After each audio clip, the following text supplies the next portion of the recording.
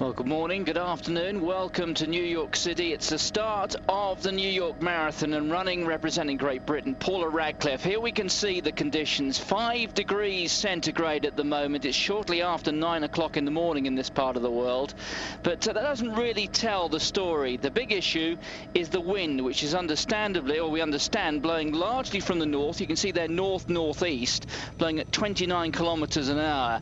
And well, it's blowing a bit out there on the bridge, but we hear that if you're walking through the city streets closer to the finish, it's actually blowing people's hats off at the moment. So that could well play a part in the outcome of the race today. Alongside me is Eamon Martin, a man who knows the course distance well. He knows New York well as well, having run there before several times. Hasn't run the marathon here. The winner of the London Marathon back in 1993. You won that, Eamon, on your first marathon, your debut at the distance. One or two athletes doing the same here, I think particularly of Goucher, the American. I suppose you'd say that there is some benefit with actually not being familiar with the distance. That's the woman herself, Cara Goucher. Absolutely, I think coming into it fresh, unknown. She comes off of what is a pretty good track pedigree, and I think that helps as well. There's been many a runner has run a good track season and then gone on to run a good marathon in the autumn. So I think some of the debutants will be interesting to watch, and she'll be one of them. Well, there is, you can hear Dere Tunay, the Ethiopian, one of the favourites to do well here. The women going off in advance of the men today. The men's race, the professional men's race as they call it here, that goes off at 9:40 local time. That's half an hour after the women. But this women's race, well, of course, for British viewers and fans of Paula Radcliffe, it's the main focus. And in terms of really quality of events, I suppose, Eamon, you'd say it's a stronger event as well anyway. Yeah, this is a very strong event. I think with New York, you don't get the fast times that you get in Berlin, Chicago and London, because the course isn't designed that way. There's turns, there's also quite a few bridges to cross which create a slower time, but you get a great race, and that's the main thing. It is a fantastic spectacle, and I think New York City has its own unique appeal. Since we saw you win here last year, you've had some ups and downs. Well, there we can see Paula Radcliffe. How's your training been, and how do you feel coming into today? It's gone well, and I'm looking forward to race, and hopefully everybody's going to have a great race out there. And it's a deep field this year. It's a very strong field, and it's going to be a good race. All right, thanks a lot. Good luck. Paul is looking for a third ING New York City Marathon title today. Well, there you go. You heard at this stage of the race, I suppose anybody who has 26 miles in front of them tend to be men or women of few words. But Paula Radcliffe here, seeking to become the first woman since Grete Waitz to win 3 New York marathons. As Eamon was saying, it's not the fastest course in the world, but it's certainly one of the most famous. And they're away, making their way over the Verrazano Narrow Bridge from Staten Island into Brooklyn, from one of New York's boroughs and into another. And I suppose if you look over the topography of the course, we're talking about the humps and bumps over 42 kilometres, 26 miles. There are a fair few. There's no doubt the ones toward the end are the ones that you really feel in your legs. But this first mile, Eamon, is about as tough a mile on the course. If you take each mile by its own merits as there is on the course, it's tough when you go right up to the high point of the bridge. Exactly, and the high point of the bridge is the highest point in the whole of the race, the whole of the 26 miles. So it is what we'd say a tough start. Maybe in some ways that just puts a little bit more control on the first mile, which is probably a good thing for many of the... We've also got a very cold start here, so they're going to warm up as they go. But it's a tough start, and once you get into Central Park as well, I've raced in Central Park. That is a very hilly park. It's very deceptive on the TV cameras. It's actually a very hilly park, and that is where most of the last sort of 6K, 8K is running. When you say hilly, it's sort of continual undulations, ups and downs. There's very little flat running, continuous undulations, like you say, and actually when you run it and you get to the end of something like a marathon, it is deceptively hard. Yeah, give us a sense of the sort of impact it has on your body. I mean, if we just go out and run now in your first mile, it has relatively little impact. But when you've been on your feet and running hard for 2 hours, 2 hours and 10, 2 hours and 15, as these women will have done, you know, what sort of impact can it have on you? You get into a rhythm, particularly in a marathon, where you're happy with the pace that you're running at, and then downhills, uphills, they all change that rhythm, and that's where your legs really start to feel it. If you can stay on the flat, in the rhythm, it's great. in Central Park, you can't do that. You have to change with your competitors. So you find effectively you're changing pace on a regular basis, and that really is quite demanding when you're getting into the last few miles of a marathon. Well, Paula Radcliffe out in front, Cara Goucher that is immediately behind her. Kim Smith you could see on the right-hand side as we were looking at that head-on shot. She's another of the debutantes here. She's the New Zealander, educated through her, the latter stages of her education in the United States at Providence. A good 10,000 metre runner, particularly Kim Smith. It'll be interesting to see how she goes.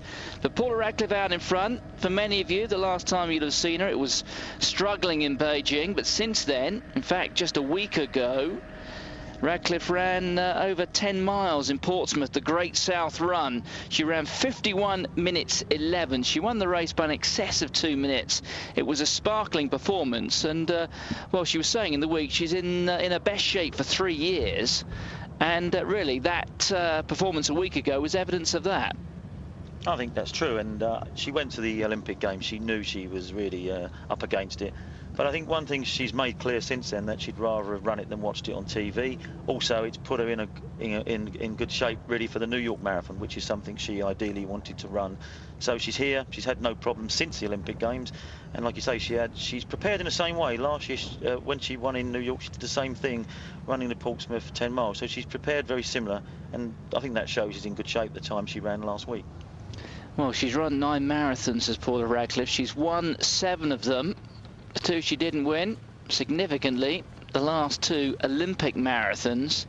And whilst there was some symmetry between those races, disappointment for Radcliffe, first of all, in 2004 in Athens, and then 4 years later, just a few weeks ago in Beijing. That was really where the similarity ends, because there's no doubt that for whatever reason things did go badly wrong in Athens when perhaps they shouldn't have done. But just a few weeks ago in Beijing, there's no doubt she went there underprepared. And I think it was a massive tribute to her, wasn't it? Just the very fact that she lined up, because there are many people who wouldn't have done. She was significantly short of fitness, didn't have that much work in her legs.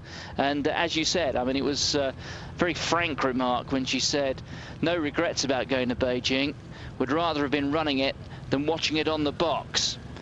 But she's come here apparently feeling far better. There's a little bit of pain on the face, though. I do wonder whether that's probably got more to do with the chill of a very cold morning in November, and maybe the wind as well. I mean, it's a very early part of the race, and sometimes that's the one thing about Paula. She gets out straight away. I mean, you've got to give her credit for that, but sometimes I would like to see her just sit in a bit longer, just use the rest of the field to help out in these early stages. But in typical Paula fashion, she goes out to the front and pushes it. Now, when you're open to the elements on a bridge, and we know we're just about, you know, approaching the highest point of the race, it's been a tough start. So there she is. She's out in front, followed by Cara Goucher, the American, who you'll notice has that running style, which I suppose you'd say is well suited to distances on the road. She doesn't pick up the needs particularly high. That's her immediately behind Radcliffe. Radcliffe, like Goucher, learned her trade, very much on the track, although Radcliffe as a youngster very good at cross country as well. Well, let's hear from Paula Radcliffe now. Remember, she's won this event twice before, most recently 12 months ago. Defeats in 2004 against Susan Chepkamai, and last year when she got the better of Getawami.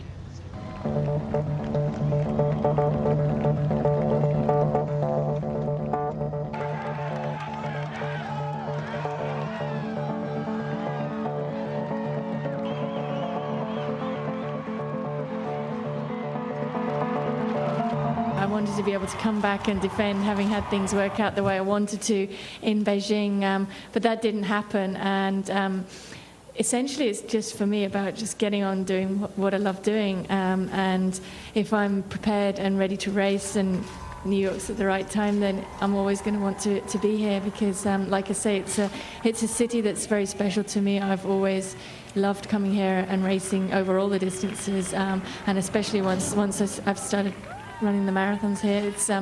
It's a time of year that is just, November is just New York to me. Well, once again, as you might expect, Radcliffe is facing a very strong field in New York. I always know coming here it's going to be strong, and I think Gator, I mean, people say I'm coming back after a disappointment in Beijing. Well, Gator is as well, so she's going to be equally fired up and ready to go. And I know how tough that can be, having raced her last year and having raced her ever since 1992 when we first met. And then obviously Catherine and her experience in the marathon and her ability to come back time and time again and put in solid performances means that you have to watch her, Jep2, Tuna, Morganova, and then I think also especially looking to the debuts this year, Kara Goucher and Kim Smith, and how they're going to run. Well, that was Paula Radcliffe, and if you're looking there at the picture on the right, Baben was very quick to spot this. We were taking a look into the future there, telling you that we were watching the 2009 New York Marathon. I can assure you it's not. There are not supernatural powers, neither your or our parts. It's the 39th running of the ING New York City Marathon, 2008. And there they are, they've gone over the high point of the bridge. And this mile in the race, traditionally, very fast indeed. Having gone over the high point, they're now coming down. Now that photographer there, taking one or two liberties, that fella, isn't he? Absolutely. You can see, I mean, this is the sharpest downhill part of the course. You can see from what we saw when Paula was climbing up to the pinnacle of the bridge, you can see the difference in the stride pattern. She's running so much more quicker, so much open running downhill, as are the other ladies. So Radcliffe out in front, that's Goucher in second place. Getawami, who finished just behind Radcliffe, as you saw 12 months ago, back there in third place. But the elite women's field are off. They're into the second mile of the New York City Marathon, and Paula Radcliffe out where she likes to be. She's out in front. Kim Smith, you can see there with the blonde hair on the right-hand side. She's another of the debutantes in the race, a good track athlete, the New Zealander from Auckland.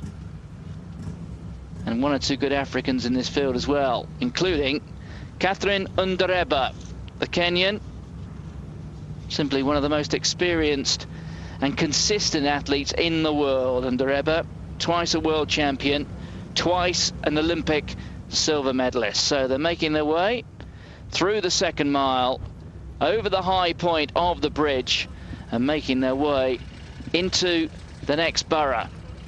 The men, by the way, they get off in round about 20 minutes time. Paula Radcliffe out in front in the early stages. They'll have gone just through 2 miles now. In this, the 39th running of the New York City Marathon. Radcliffe leads, Goucher there in second place. You can see Undereba with the blue shorts. 2 from the right, that's Kim Smith to her left. Also there in the leading group is Petrova. That's the Russian athlete, the short athlete. Another athlete in this field, by the way, and among the in the veterans category, Zola Peterser, formerly Zola Budd. We'll talk a bit more about her as we get on with the race. There's also been a sighting apparently of Victoria and David Beckham. That perhaps on the more trivial end, but in terms of road running, we've got one or two former champions here as well, haven't we? We have indeed. In the 39,000 strong field, we have two former fantastic marathoners, Rod Dixon, who won a spectacular race here back in, I think it was 83 when he beat Jeff Smith, and Steve Jones of Britain and Wales, who almost missed the world record in his debut at Chicago and went on to hold that. Another fantastic marathon. They're both running here today in the 39,000 field, so great for the people who love the sport and know the history. They'll see them two great runners out there.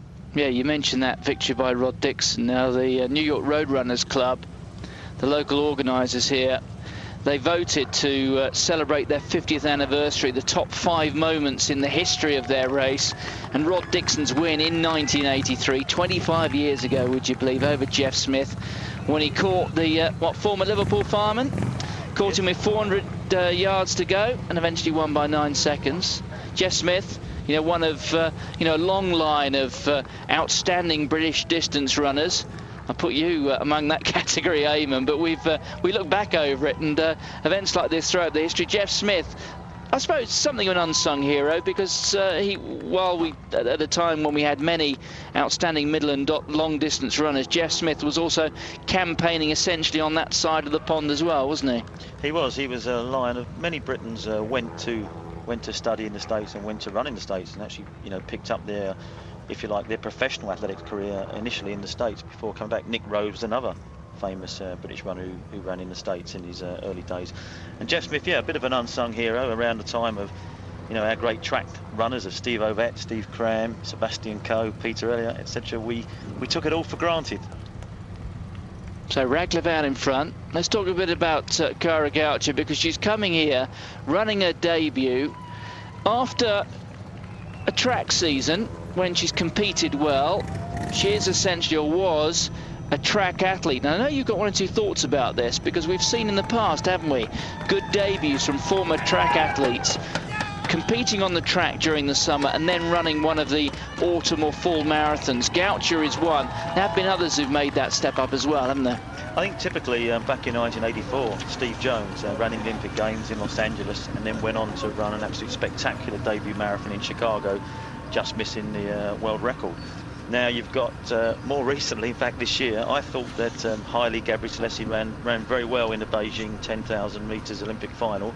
He was sixth, but he went on to run an absolutely spectacular world record in Berlin a few weeks ago. So I think people coming off of fast track seasons with lots of pace in their legs, providing they've done the right endurance work, sometimes prove that running an autumn marathon after a track season is a good time to race. Well, that is what Goucher is doing.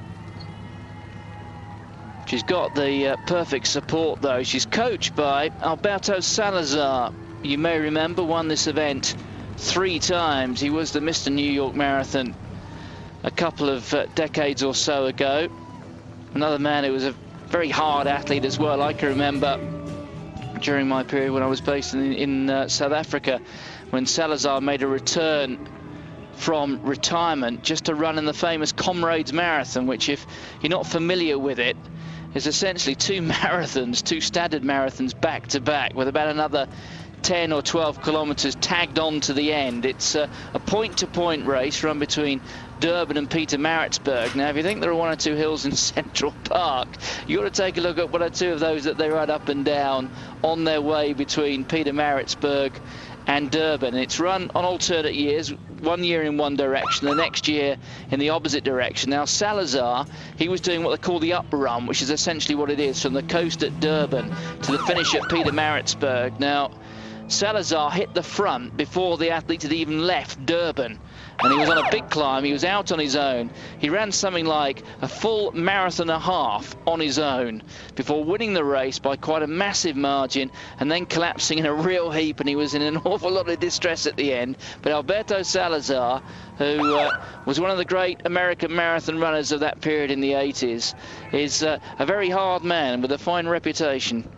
Indeed, and I know his best years at marathon were actually were in parallel to his best years at 10,000 metres. As I was saying earlier, he ran 27:30 for 10,000 metres at that time, and I know he said since that when he effectively packed up the 10,000 metre running, he didn't actually continue to improve at the marathon. And looking back, I know that he feels that his best marathons were in conjunction with his best 10,000 metre running. So that says something for being pretty quick on the track. Also in common with Kara Goucher there, his feet didn't leave the floor terribly much, did they?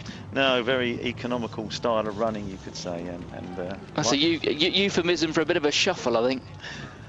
Anyway, that's Alberto Salazar coaching Goucher, the American. You also see Hailey Hayning there in the background.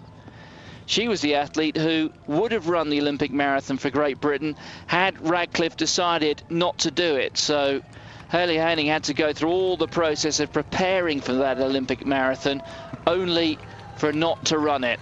Well, there is Getawami Deratune just behind her. They're in 3rd and 4th, and for the first time in the race, as they make their way into the 4th mile. Well, Radcliffe just giving way to Goucher, and Radcliffe just slowing down a bit there for the drinks table.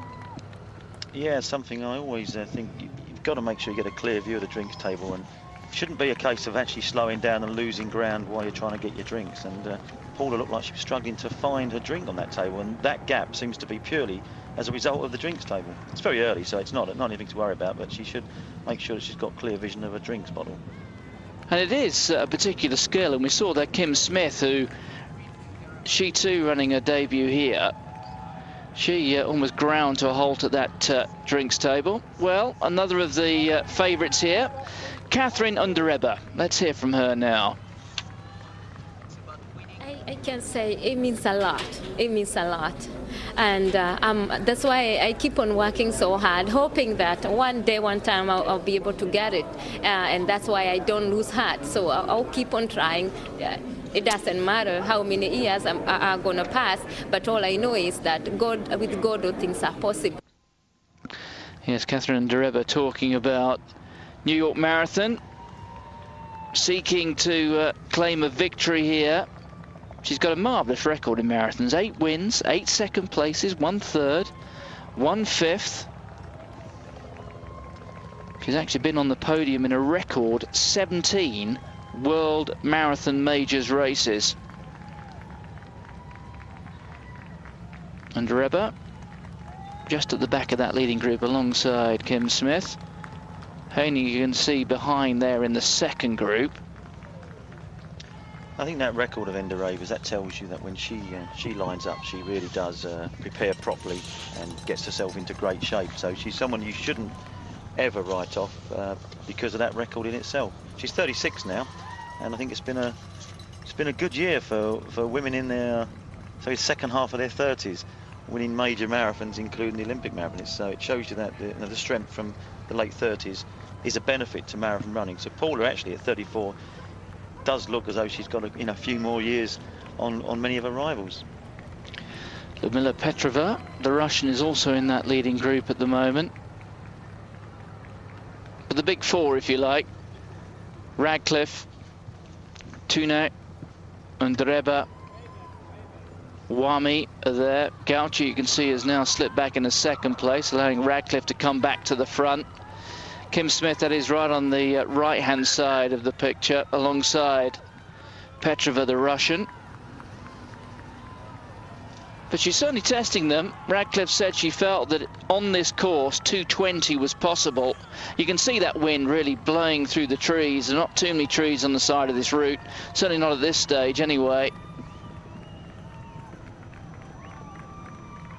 But they've been going now just a little more than 21 minutes. The men's race, that's due to start in a little more than 5 now.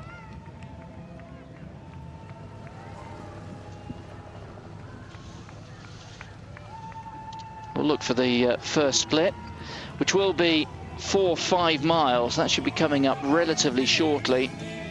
Give you some sort of idea. The women's course record, 2:22.31.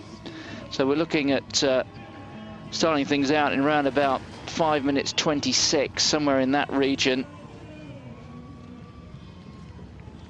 And that's Radcliffe in the lead. Gaucher there in second place. Wami, wearing the red colours, is there in third.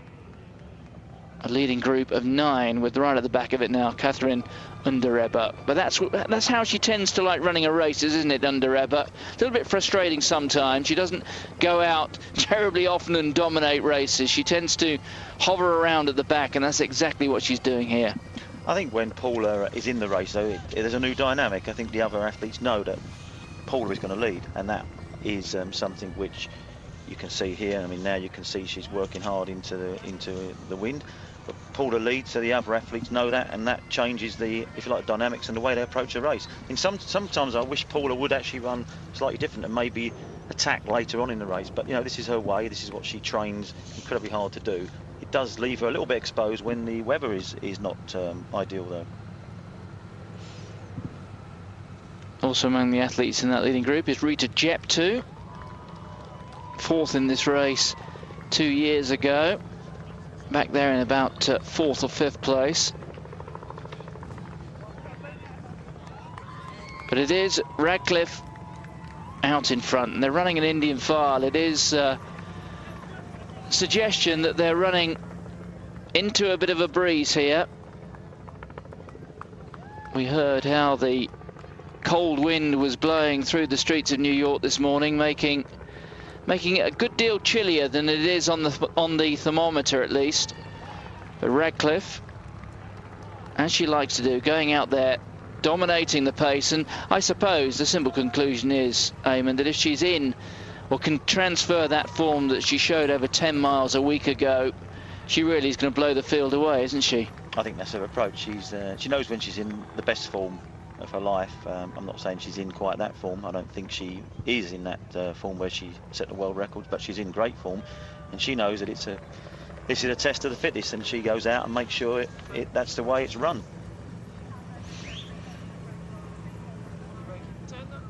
So, almost 25 minutes gone here in the New York City Marathon. Paula Radcliffe seeking a third victory out in front. Well, we got some splits actually on the first 2 miles here. Remember the race starting on one side of the bridge. The first mile essentially uphill on the bridge, the second on the way down. Well, the first mile was run in 6:31. That was the uphill phase. And then the second mile, the split on that, 5:23. So in other words, 68 seconds faster. That, I suppose, is the New York City Marathon for you. Meanwhile, the men gathering for their start, which is now just 2 minutes or so away. A strong field again, perhaps not comparatively as strong as the women's field. But let's just hear the official there at the start introducing the leading athletes. That's the most prominent American in the field, Abdi Rahman. Record holder. He won this race in 2005 in the most thrilling finish in marathon history. From Kenya, Paul Tergat.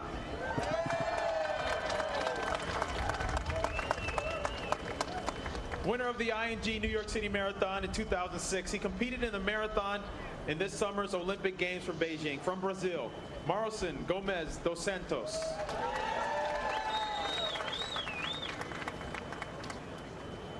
And he's finished on the podium in New York 3 times in his career, including his breakthrough win in the 2004 race. A fan favorite here in New York from South Africa, Henrik Ramala.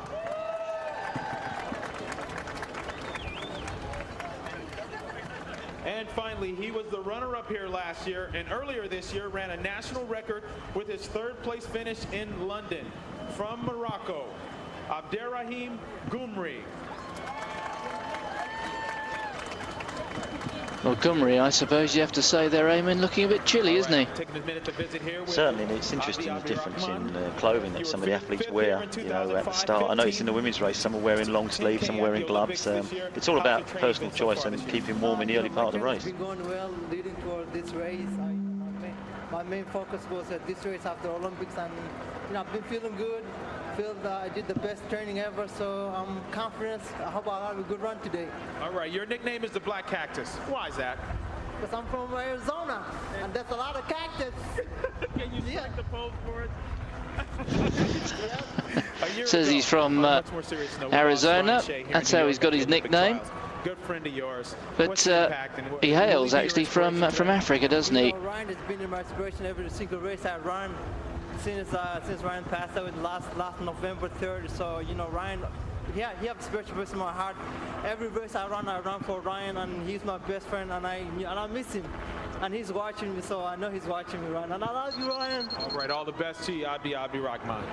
Now I'd like to turn so that's Abdi Rahman, please welcome the New York City, the only American to have run in 3 Olympic 10,000 meter finals, finishing 10th, 15th and 15th, having run the last 3 in Sydney, Athens and Beijing. So the men awaiting the start of their race.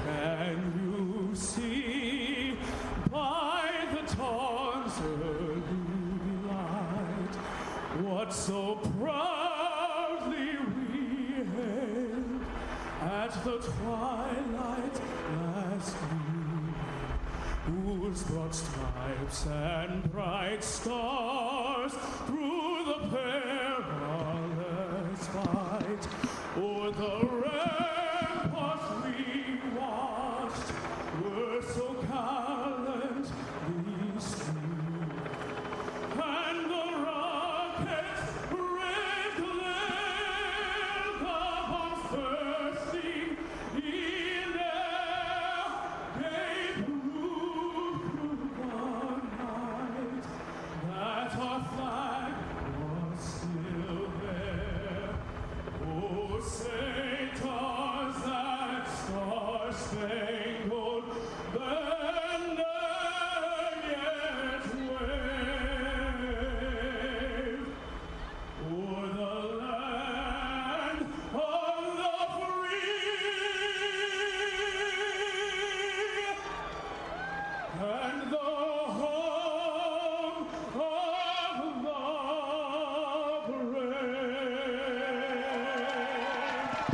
Well, Eamon, it is one of the more American of American occasions. That's the traditions and the formalities over with ahead of the start of the men's race.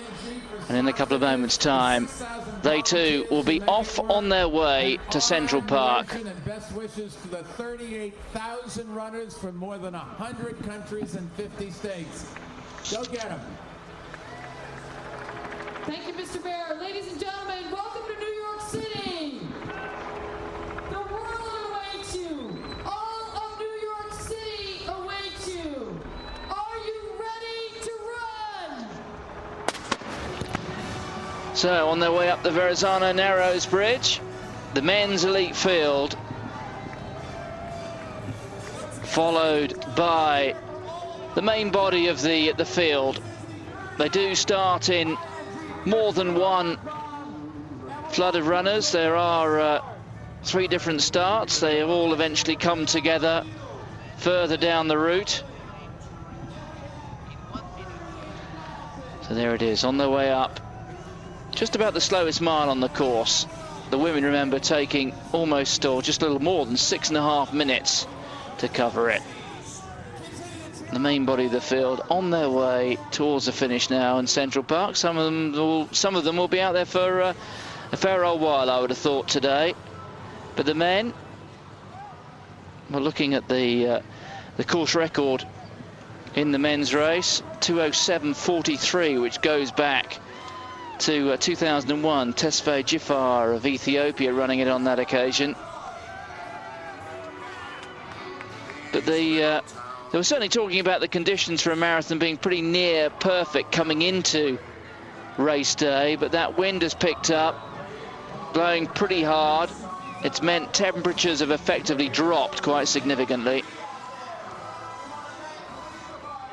And that's why you see a lot of these athletes pretty well dressed at this stage.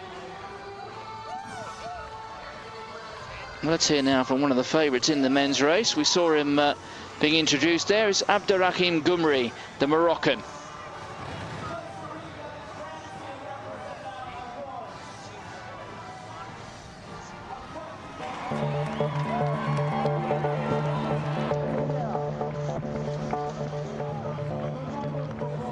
Last year, you know, because I was, I felt very well after 30K, but I just waited last kilometer. I think I can beat Martin Lin in the last 200 meter or 100, but I lose again, you know, and that's the mistake I made last year. But this year I want to, if I feel okay, I want to go.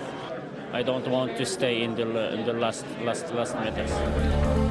Well, having been beaten by Lel in New York last year, he finished 3rd in London this year. His time 2 hours 5:30, set a Moroccan record, the 6th fastest marathon ever. London, I feel tired, you know, because we go very like a crazy race, you know, because we passed 62:13 in the last, you know, the first halfway, and you know it was very, very strong. I think if the running is not coming, I think we can run maybe low to 5 that day. You know, we are in amazing shape. I think if we are in the flat race or something, we can close to the world record.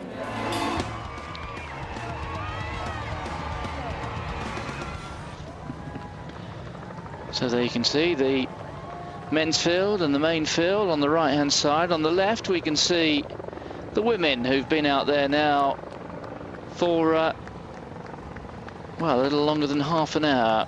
And it's Paula Radcliffe out in front. Gedawami, you can see, wearing the red colours. One athlete we haven't mentioned who's in this leading group. Well, we mentioned one of the Russians, Petrova. There's also another one there, Lyubov Morganova. She's 37, so a very experienced athlete, and she won the Rotterdam Marathon this year in a lifetime best of 2 hours 25:12. So if there are any chinks in the Radcliffe armoury, then you would have thought that maybe that's one person who can take advantage. As we saw at the last drinks table there, Gaucher taking advantage, and those are the splits through 10K, 35:33. Now, there are dangers, aren't there, Eamon, reading too much into split times, particularly on a course like this. But if we're looking at at 10 kilometres. I'm just taking a quick look here to get some sort of idea how quick that is. Well, we talked about, what was the time again? It was 30, that split? That was 30. She was in the 35 minutes there for 10k, but I mean, she ran a very slow opening mile because of the hill and the wind, and obviously a fairly fast second mile going downhill. So it's quite a deceiving opening 10k.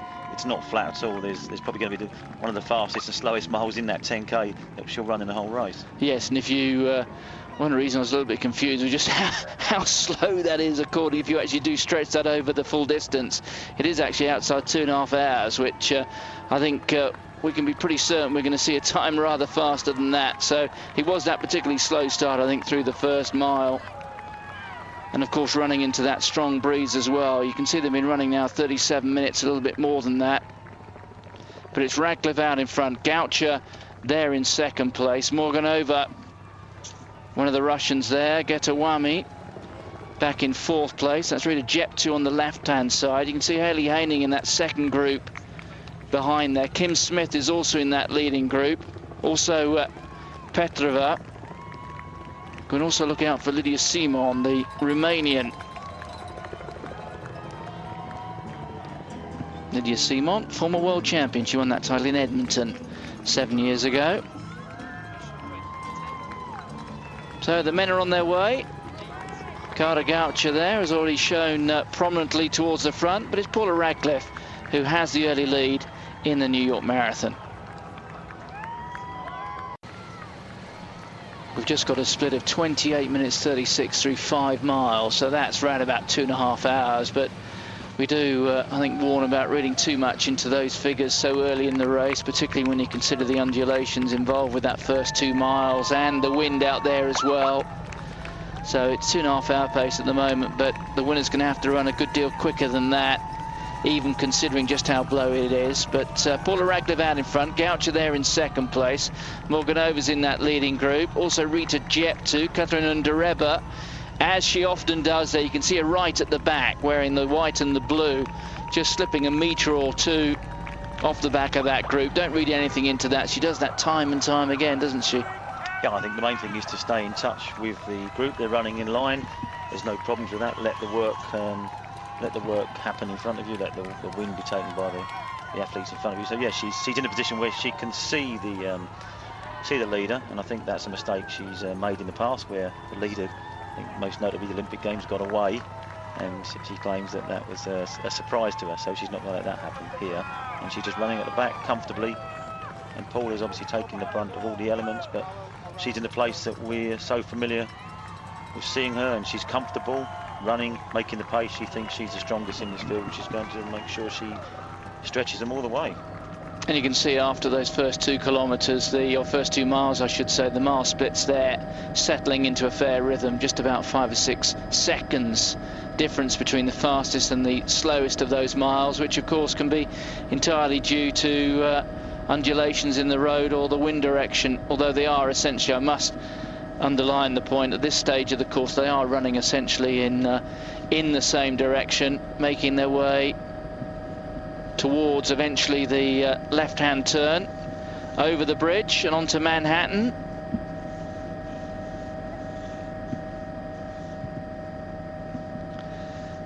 But the thousands and thousands just leaving Staten Island.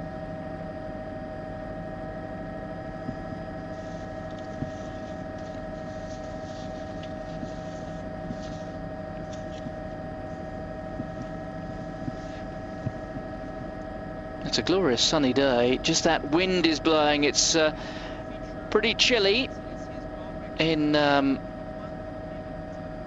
early part of autumn in this part of the world, but it's very cold in the morning. Remember, it's just coming up to 10 o'clock local time, so it's still fairly early on. We expect the temperature to pick up as the day passes, but at the moment, thanks very much to that chill wind, it's feeling very cool indeed out there for the athletes.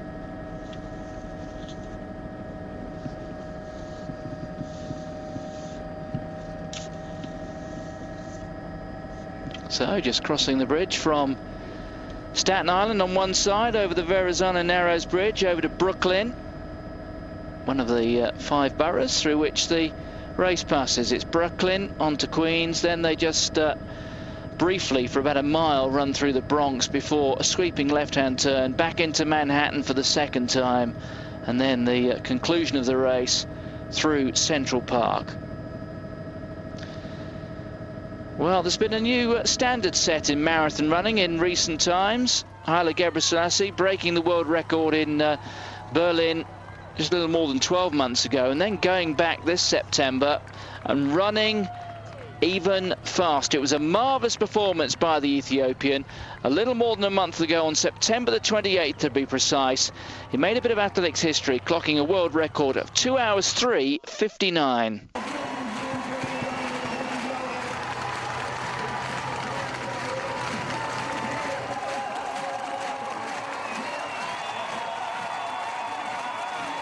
When I crossed, the Brandon Gate, when I looked the watch, the time was, it was easy to run under 2:04. But just the last, as you see, the last 50, 70 meters, it was so struggling. I didn't expect, the time, it goes very quick like that. And thanks to God, I crossed with well, when I crossed, it was 2:57 something. 3:57. Of course, this is a computer, and they put another 2 seconds, and that doesn't matter. 1 second, 2 seconds. The record that day, it was 1 second. It was not just 27 seconds. Well, the bad news for his rivals is that Gebrselassie believes he can run even faster. Well, that's what I'm thinking, just run even more faster. And I can run, I can play, around 2, 3:30, possible. If there is, just an opportunity, like a perfect thing, yes, you can do even more faster. I believe, just in the future, marathon it will be under 2 hours. That will be, years and years. 20 years, 30 years, you never know. Possible to run, just under 2 hours, but that will be, for the next generation. The next generation, the first sub-2 hour marathon. Do you think it'll happen in our lifetime? I don't think it will. I don't think they're far enough under the 1 hour for the half marathon yet. There needs to be a significant sub 1 hour marathon. Yes, there's 50-odd runners under 1 hour for the half marathon, but they've not run far enough under yet, I think, to get near the 2 hour barrier. And looking at obviously everything was right and perfect in Berlin for Haile Gebrselassie there to run under 2 hours 4, but that's still quite a long way off 2 hours, even though it was a fantastic run. I see he was trying to argue the clock there and get a few more seconds, but he won't be able to argue with electronic timing. Do you think there's somebody around now who will be the athlete to actually improve Gebrselassie record? Is Wanjiru perhaps the man? Because he's somebody who's done a few special things over the half marathon. He's somebody who's gone there first of all, knocked a few spots off the fastest times for the half marathon before stepping up to the marathon. A marvellous run in Beijing. Is he the one who can maybe take things closer to 2:2? Do you know, it's harder to look any further than Bekele, who's followed in Haile Gebrselassie footsteps on the track. He's probably improved in that. He's a great cross-country runner as well. He's 26, so it's early days yet, but he will turn his hand to marathon probably in the next few years, and that is going to be something which is going to be watched in the athletic world with great interest. He has all the pedigree to go close and probably better Gebrselassie marathon run. So it's going to be an interesting time when Bekele does it. At the moment, he's Olympic champion at 5 and 10,000, so he should hang on to his track running for a little bit longer. But I think we'll see fireworks when he does eventually run a marathon. Well, that's Kim Smith right at the back of that leading group. That's her wearing 8 on her back. That's Morganova just in front of her. A slight figure wearing 6. Undereba, as she often does, just hanging back off the pace there, maybe 4 or 5 meters. I wouldn't read anything into that at the moment. She does have a habit of doing that, just dropping herself off the pace. But Smith is in front of her. And this, meanwhile, is the front of the men's field. They've been going for, what, almost 16 minutes now. You can see the 2 clocks.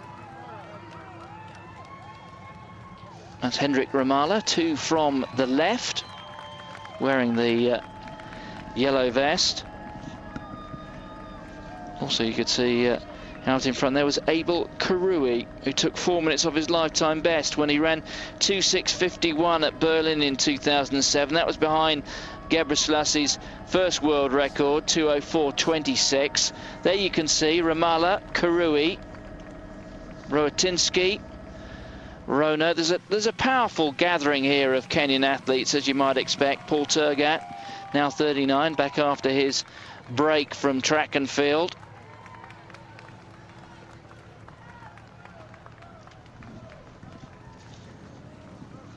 The big American hope really in this field is Abdi Abdirahman, a former Somalian who now is based in Tucson, Arizona. Talking about the Kenyans, 55 Kenyan men have broken 2:10 this year. There's almost not enough to go around all the city marathons. So I think every time you see a big city marathon, and this is obviously one of the biggest, you're going to get some very, very strong Kenyan competition. It is amazing, isn't it, when you look at some of the times that are run around, I suppose, what you would politely describe as the second-tier marathons around the world in Europe. And we've got a fella here called Wilfried Keegan who's running 2:07:33. He ran, that's his lifetime best. That was to win the Hamburg Marathon last year. And times like that, 2:07, they would have been unthinkable in anything other than the biggest of marathons 10 years ago. But now we've got Kenyan athletes clocking times similar to that almost all over Europe throughout the marathon seasons on a weekly basis. I think there's a living to be made for the Kenyan athletes, and if you take that number of 55 who run under 2:10, if they pick their marathons carefully, not too many of their rival countrymen there, they can have a good payday in winning that marathon. And there are a lot of marathons now around the world, and they're obviously spreading themselves throughout them. So Radcliffe out in front, Goucher there in second place, Tune in third, Wami is there in fourth, Rita Jeptu you can also see in the background. Dereba's taking much closer order. She's now past Kim Smith, the New Zealander. There are the splits out in the men's field at the moment. That first mile up the hill, 5:26, 5:13. Well, the women's first mile and second miles were more than a minute apart, 68 seconds. These a good deal more consistent here from the men. I think the women's race, Paula went to the front straight away, so the rest of the field automatically went behind her. She dictated that first mile. She looked to me like she wasn't running that hard because the wind was against her. She was going uphill. Result is she just ended up with a very slow first mile, and no one was willing to take that on. So I think it's fine, but I think the men is going to be more consistent with no such outstanding favourite in the men's. So a group of about 25 or 30 athletes together out in front in the men's race in the early stages. Also in that leading group is Jason Lemcool of the United States. But we've seen Abel Karui showing prominently. There's Nate Jenkins, who led through the first 4 miles. He's a 2:14:56 man, so you would have thought he's going to be something like 5 or 6 minutes or so off the pace here. A very fine marathon runner in his own right, but at the moment I think running perhaps a little bit quicker than you would have thought he's comfortable with. I mean, the gap, Eamon, just to give us some sort of idea, between being a 2:15 marathon runner, as good as that is, and a 2:10 and a 2:7 and a 2:8, that must be pretty substantial, mustn't it? Well, I would say that going back to the heyday of British running, the 2:15 would have been considered really good, really outstanding club running, whereas anything 2:10 under would have been world class. But Haile Gebrselasie's obviously moved that onto a new level now. Well, there he is, Nate Jenkins, out in front at the moment in the men's race. So the women approaching the hour mark. And let's identify this leading group, shall we? We've got out in front Paula Radcliffe, Goucher there in second place with the ponytail on the right, Getawami between them, Deritune wearing the yellow vest, Petrova, you can see just behind wearing the blue. Morganova's there as well wearing the headband. Also in that leading group, Catherine Ndereba, Kim Smith, the New Zealander, Lydia Simon, the former world champion. She won that world title 7 years ago. And Rita Jeptu, she partially concealed there on the inside, on the far side as we're looking now, concealed behind both Gaucher and Radcliffe. That's her wearing the dark colours between Lydia Simon and Morganova towards the far side of the road. So those are the leaders in the women's race. There are 8 of them, and they're out and they're away from the rest at the moment. They'll be through 55 minutes very soon. So Radcliffe, Gaucher, Tunet, Wami, Seaman, Petrova, Morganova and Ndereba. That's the leading group.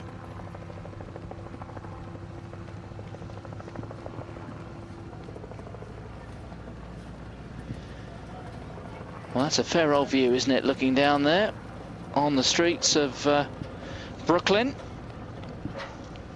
making their way, well, they've gone over the bridge, the Verrazano Narrows Bridge, making their way towards Sunset Park, which comes up on the route between 4 and 5 miles. It's a long, straight stretch of the route, this, really, from something like the end of the 3rd kilometre through to the 8th, or should I say the 4th mile, through to the 8th mile. Running almost parallel to the East River at the moment.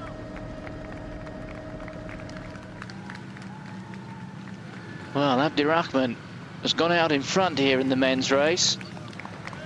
He said before, didn't he, just how well he was feeling. Well, he's got to be careful not to get away or try and get away too soon. Henrik Ramala there in 2nd place, the South African. He's a qualified lawyer from the Witwatersrand University in Johannesburg. They're in 2nd place, wearing the fluorescent green vest. Ramala's incredibly well wrapped up there with his long sleeves, his gloves, his hat. I'm wondering if he's going to dispense with some of that as probably the temperature does increase throughout the race. Obviously Hill's temperature will increase, but also the temperature is scheduled to rise a little bit throughout the day. You can see the difference between what he's wearing and some of the other athletes just in their singlets. Well, he'll be well accustomed to mornings like this, I would have thought, with Henrik Ramala.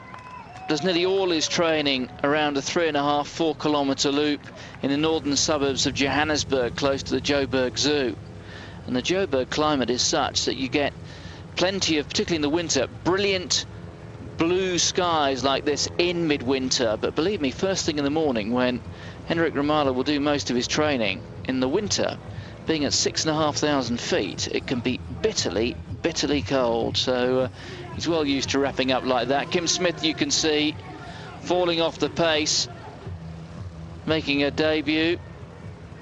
She's been clocking up something like 100 kilometres a week in preparation for this marathon as Kim Smith, but really before she switched her focus to this, she hadn't done, I think, nearly enough distance running, and it really does test you. Give us some sort of insight, Eamon, because when you decide to make the step up, how much of a change was it in terms of preparation and training from being a world-class track runner to being out there, difference between being out there for half an hour to 2 hours? What sort of difference is there in terms of preparation and training?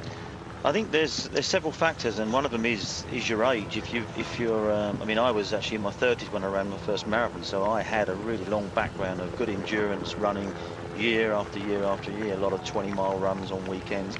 But I mean, Kim Smith is 26, relatively young for a marathon runner, and I think she probably just needs a few more years of background running with more endurance into her legs, and that's probably what she's feeling now. It is a step up. You do have to be more consistently running the miles, but still clocking good sessions on the track or on the road, whichever you prefer. And I think she's probably just, it's early days for her, it's her debut, and she's probably just not quite got enough endurance running in the legs and maybe enough experience at the marathon. Well, as I said, she's been running something like 100 miles a week in the last couple of months in preparation for this. But Radcliffe is testing her here. Remember, it's very cold, blustery out there. And soon they'll have been running for an hour. That's Radcliffe out in front. Rita Jeptu, you could see on the left. She's now concealed by the leading group. And Henrik Ramala has decided to hit the front in the men's race. Abdirahman, I tell you what, this is shades of the 2004 Olympics, where Ramala on a course where it was said at the Olympic Games in Athens that the first thing you don't want to do is hit the front too soon. And Ramala, who's a very intelligent man, did something which on the face of it was, well, I wasn't convinced he was entirely engaging brain as he's capable of doing. And he hit the front, got very excited and blew himself out. But Ramala, very happy-go-lucky approach to his athletics. Another one who's had a good track past. I can remember him running in the World Championship final over both 5 and 10K in Gothenburg. And that's, what, 13 years ago now, isn't it? So he's somebody himself who's come through the ranks of being maybe not right at the top of the tree as a distance runner, but certainly somebody capable of making a global championship final at those distances.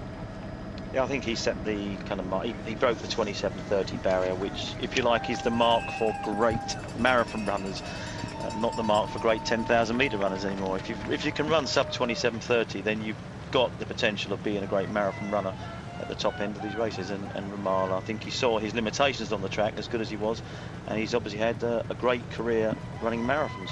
So we got to the point, Eamon, when we're looking now at marathon runners and saying, right, if we're looking for prospective marathon runners, we've got to say they've got to have run 27:30, 27:20 at 10K, maybe even be close to who knows, I mean, close to sub 4-minute milers these days. So quickly are they running if they want to be world-class athletes at the marathon. Are we now starting to identify times that they're capable or must be capable of running at shorter distances? I think so. I mean, I think the sub 4-minute mile, I think that's almost a given, that you'll find that the marathon runners at the top end in all the city marathons, you go back into their track careers, they ran sub 4-minute miles now. And I think 27 minutes 30 for 10,000, as great as that is as a 10,000 time, the world distance running records have moved on to 26:30, and I think you've got to run under 27:30 now to be good enough to run at the front of a big city marathon. So Abdirahman out in front. The men have been going for half an hour. The women are already through the hour. Radcliffe out in front, Goucher there in second place, Tuna's there in third, Wami is in fourth. And we can see, well, they're starting to lose one or two athletes off the back there, aren't they? Kim Smith, you can see she's disappeared long ago. And Dereba just hanging back. I wouldn't read too much into that. But now that leading group is something like half a dozen. I think Cara Goucher has ran a very sensible race so far. She's ran in the shadow of Paula. She ran under 67 minutes for half marathon, so she's got good speed over the roads, and she's been very sensible and very patient. And it will be interesting to see how she goes on the second half race. But she certainly ran an economical race. She does tend to get to the lead when we get to the drink station. She seems to be more efficient at grabbing her drinks off the tables, but yeah, good positioning for her. Well, Morganova's one who slipped right out the back. Lydia Simon right at the back of the leading group now. She's just starting to lose the odd yard or two. Petrova, you can see on the right-hand side there with the bleached blonde hair. Behind her, you can see Lydia Simon. Tune's in front of her. Jeptu on the left-hand side. Wami wearing the red, and Radcliffe out in front.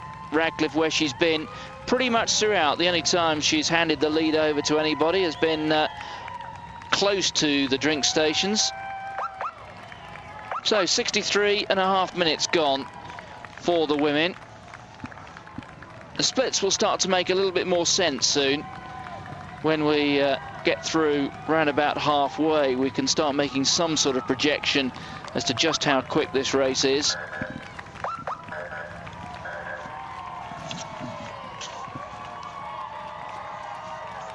But on the right, Abdirahman, you can see, has now opened up something like 15 metres on the field.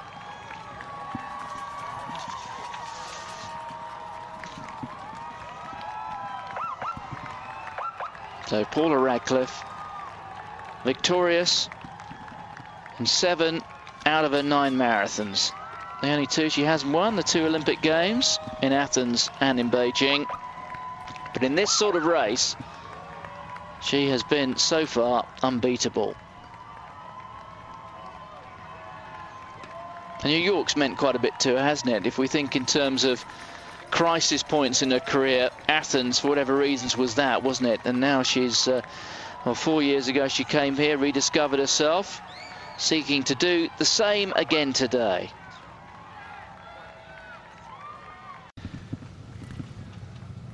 So there is the leading group in the women's race. Morganova, she's disappeared out of the back of this group.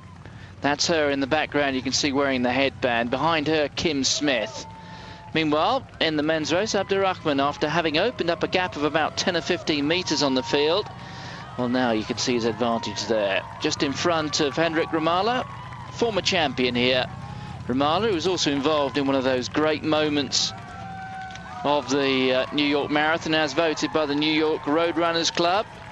An incredibly tight finish when he was beaten by Paul Tergat. That was 3 years ago in 2005. That was actually ranked number 4 on the all-time 5 moments of New York City Marathon history. Number 5, let's do it in reverse order, shall we? Grete Waitz' 9th victory. That was in 1988. She'd been injured in 87, but came back to beat Joan Benoit, among others. She also set a world record here in 3 consecutive New York marathons, those between 1978 and 1980. Number 4, as I mentioned, that was Paul Tergat's win over Hendrik Ramaala. They went shoulder to shoulder through Central Park before Tergat finally got there. We've already mentioned number 3.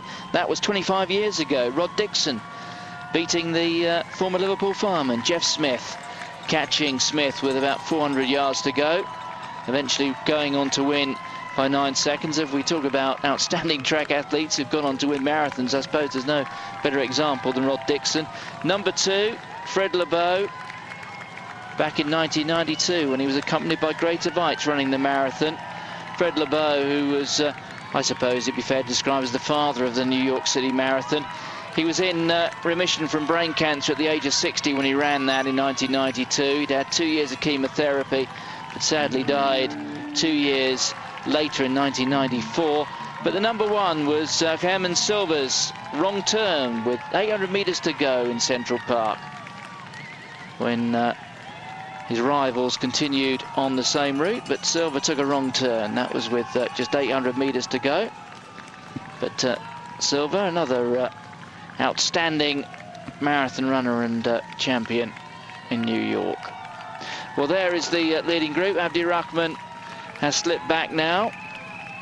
The Kenyans prominent. Hendrik Ramaala wearing the fluorescent green vest there. But just to go through one or two of those Kenyans who are looking pretty prominent there. Daniel Rono, who's both of his PBs at both the marathon and the half marathon run in Rotterdam. Somebody who's not broken an hour for the marathon is Daniel Rono. As we look here at the latest splits, that's 20 kilometres, 69.41. That for 20 kilometres, 69.41. Well, that gets you through in something like 2:27, just outside. But bear in mind, you were making a good point actually while we were just away from the race for a couple of moments, Eamon. Looking at the course map, they're running essentially in one direction here for the first more than half of the race, and that wind is essentially blowing into their faces throughout. So real hopes of a fast time, I think, disappeared when these athletes woke up this morning. Well, you can see there, the 12 mile, 5:24. Pretty quick one there, the 10th one as well. But Radcliffe just looking across, looking at Goucher.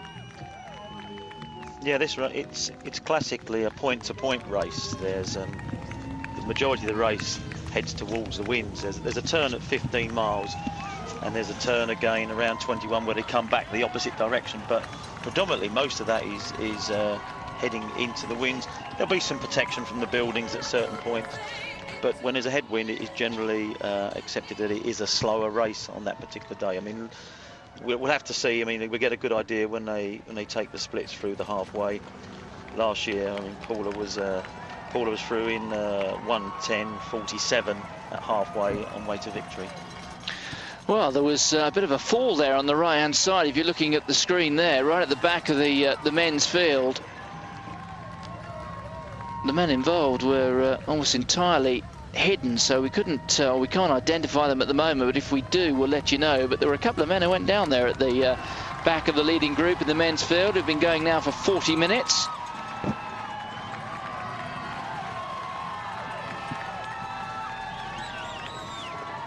There you can see Abdirahman on the left, Abel Karoui wearing the blue and the black vest on the right, the man who ran 2:06.51 in Berlin last year, behind the first of Gebrselassie world records. And Karoui has actually gone on to run 2:07.38 this year when he won the Vienna Marathon, so he showed that that performance in winning in Berlin was not a fluke. There we can see, approaching halfway.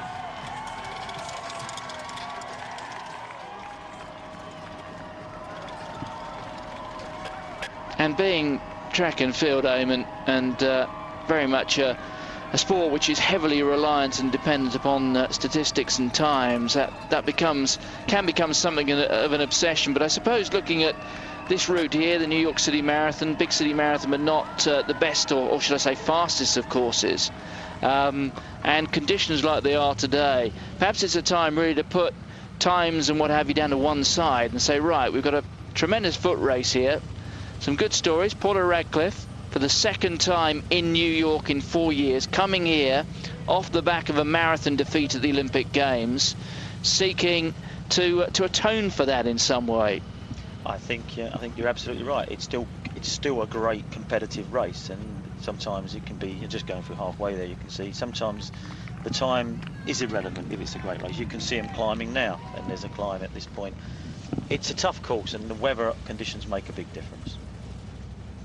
So Radcliffe has a lead. Goucher there in second place. Petrova is in third. Wami in fourth. Tunay in fifth. Jeptu a bit of a gap to her, and you can see Ndereba back there in seventh place at the moment. So the women through halfway in 1:13.23. Now it's getting quicker, but you can double that up, you can do the maths yourself. They're inside 2:27 pace, but we're not going to see a fast time. In fact, by modern standards, we're actually going to see quite a slow one, aren't we? We could well see the slowest winning time for a very long time, and I don't think that will take from the fact that it'll still be a great race. And I think you can see that. It's tough conditions, and Paula's pace has been relentless, and you can see the athletes one by one dropping off, and that's really what she's doing. It's almost like a war of attrition. I'm going to go at this pace. There's no secret. Paula's front running style is something they've all come to expect. Ndereba is also struggling and has fallen off the pace. So Paula said, this is how I'm going to run it. Stay with me if you can.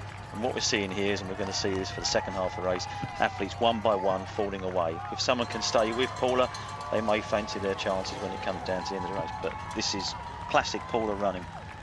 And it's an indication, isn't it, that when you particularly look at the strength of the field, athletes like that, Catherine Ndereba now 35 metres or so off the pace, that it's the conditions, it's this headwind that we weren't expecting.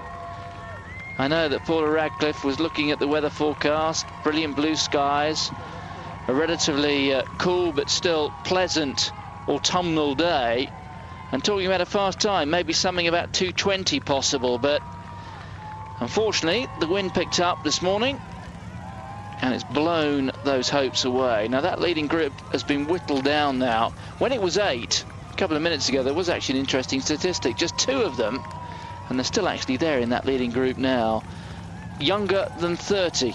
Dira Tunay, the Ethiopian, they're wearing the yellow, she's just 23. Rita Jeptu 27, but the rest all 30 or older. In fact, one of them, Ludmila Petrova, is actually now at the ripe old age of 40. So Radcliffe out in front. Goucher, the debutant, in second place. Petrova looking strong there in third. Wami in fourth. Tune in fifth place. And Jeptu, just a little bit of daylight opening to her towards the back of that leading pack. There is the men's field, and there's about 12 or 14. And it's the Brazilian out in front, Marilson Gomes dos Santos, to give you his full name. The winner here 2 years ago in 2006. It's an interesting story, actually. The Brazilian, well, his victory was not beamed back home to Brazil on live pictures at all in 2006. It was last year. Unfortunately, then he only finished 8th. Although today, it is live back at home in Brazil. So Marilson Gomes dos Santos, the 31-year-old, who comes here off the back of a disappointing run at the Olympic Games where he failed to finish. He says that the heat and humidity did for him there. He, as I said, he dropped out. Well, he's looking far more at home here on the course where he sprung a major surprise 2 years ago. That's him wearing the yellow vest on the left-hand side of the picture with the headgear, not to be confused with the other man in the middle of that field wearing a yellow vest with the headgear. That's Hendrik Ramala, who led early on. Well, he slipped back just a little bit. All you can see there is Daniel Rono and Abel Karui, shoulder to shoulder, two Kenyans. Expect them to be prominent in this field as well. And Abdirahman, the American, over on the far side there, wearing the yellow vest. And Abdirahim Gumri, the Moroccan, who is in that leading group over on the far side. You can just see him there. Something I noticed, he talked about his training over the course of the last couple of weeks. The last session he did, which he described as not too hard, was 12 times a kilometre with a minute rest between them. Now he's running those inside 3 minutes, 2 minutes 55. Now people at home, many of them can't comprehend running that sort of training session. Give us some sort of idea. Is that the sort of session you did yourself? 12 lots of a kilometre, minute rest, 2:55. Did you ever do anything like that? I did a similar session to that when I held the British record for 10,000 metres, which was 27 minutes 23. I ran 10 times 1,000 metres with 2 minutes recovery, and this was on the track, and ran them all in an average of 2:39. 2:39. So we're talking 16 seconds quicker. 16 seconds quicker, but obviously off twice the recovery. I think when I was on the track, there was a little bit more emphasis on the pace. I think he's bringing down the pace for the emphasis he's having a very short recovery. There's a similarity, but he doesn't need that pace for the marathon. That's probably why he's running on that. But yeah, he's described it also as not very hard. I'd describe mine rather different to that. But explain this to a humble sprinter, former sprinter.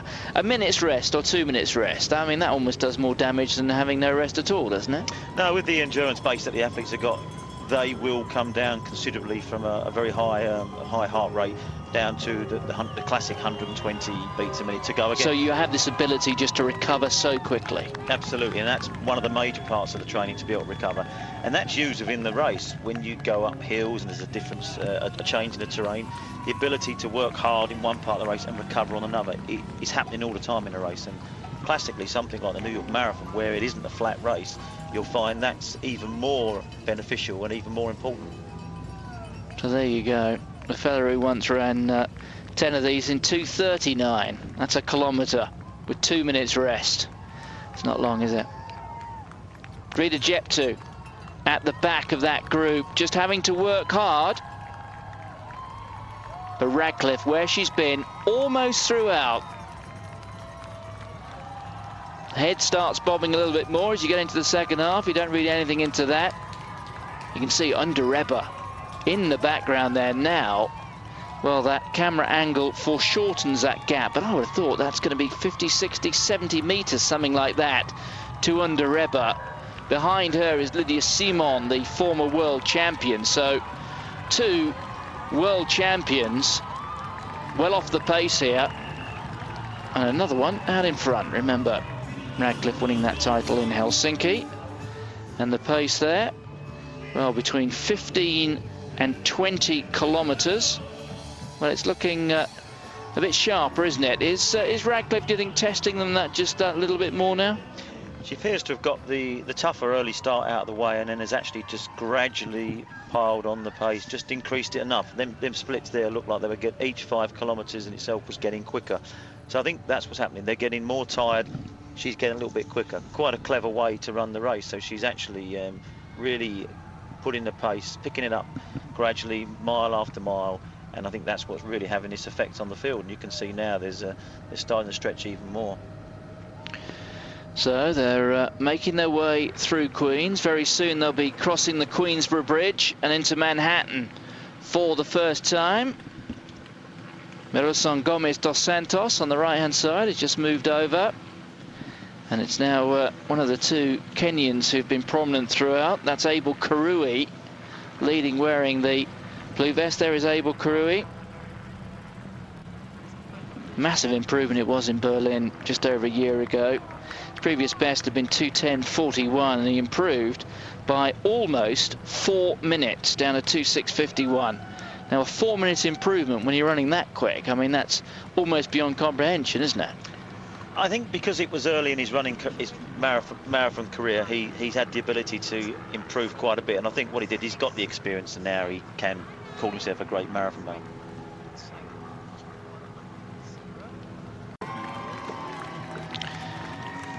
So the men's field. Kirui has the lead, but it's still a big group. Meanwhile, on the left, you can see, well, they've left Queens, which is the borough of Cara Goucher's birth, and she's right behind Paula Radcliffe here, and she is, I think so far, you'd have to say, the big story of the race, making her debut. She has not run anything like this distance before. She made her debut over the half marathon just a little more than a year ago in Britain, and made quite an impression on Radcliffe on that occasion. But Cara Goucher, as I said, born in the borough of Queens. Her father died when she was just 4, and it's a very sad story. He was killed by a drunk driver not far from where this course runs. He'd actually come from Croatia, immigrants from that part of Europe, when he was, well, in fact, when Cara Goucher was 13. And she actually says, or said in one of the press conferences before the race this week, that she'll be thinking of her father, particularly when the going gets tough. So that's Cara Goucher, who's had a good track career, made a half marathon debut in Newcastle in the northeast of England, the Great North Run last year when she beat Radcliffe, although to be fair, I think on that occasion Radcliffe was just getting back into running after the birth of her first child. But there they are, they know one another well. Goucher's got a good track pedigree, she's got perfect help in terms of her support structure with her coach, Alberto Salazar, having won here 3 times before. And she is, I suppose you would say, I mean, she's the unknown quantity, really, isn't she? Even though we know so much about her, we don't really know what she's capable of doing at this distance. No, and it's an interesting point. She's chosen New York probably because it is a city and she knows so well and she feels so comfortable. It is a real home debut for her. I think with her good pedigree of track running, even this summer gone, that she'll be the sort of person who will look good over the second half of the race. We don't know what to expect, but we expect that she will try to hang on for as long as possible, maybe out sprint Paula.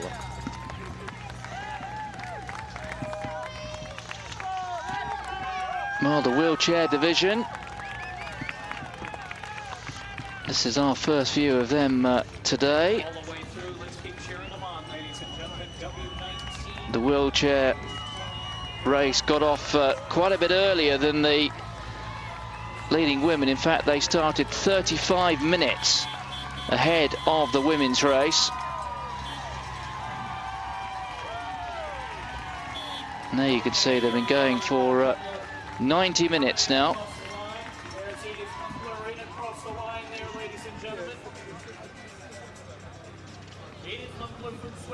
So the winner there is the Swiss, the defending champion, Edith Hunkler. There she is, 36 years old.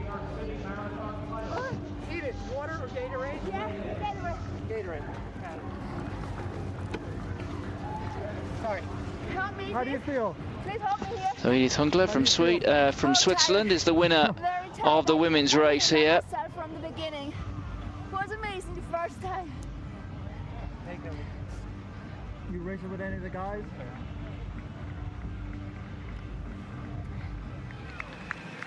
Well, there she is getting interviewed. Not really great opportunity there to pause and catch breath, but Edith Hunkler, the winner of the women's wheelchair event here, as Abdirahman kicks on again, as he did a bit earlier in the race. And the Kenyan showing prominently, and this looks like it's something of a decisive kick. It's certainly breaking up that leading group. And one or two former winners there as well.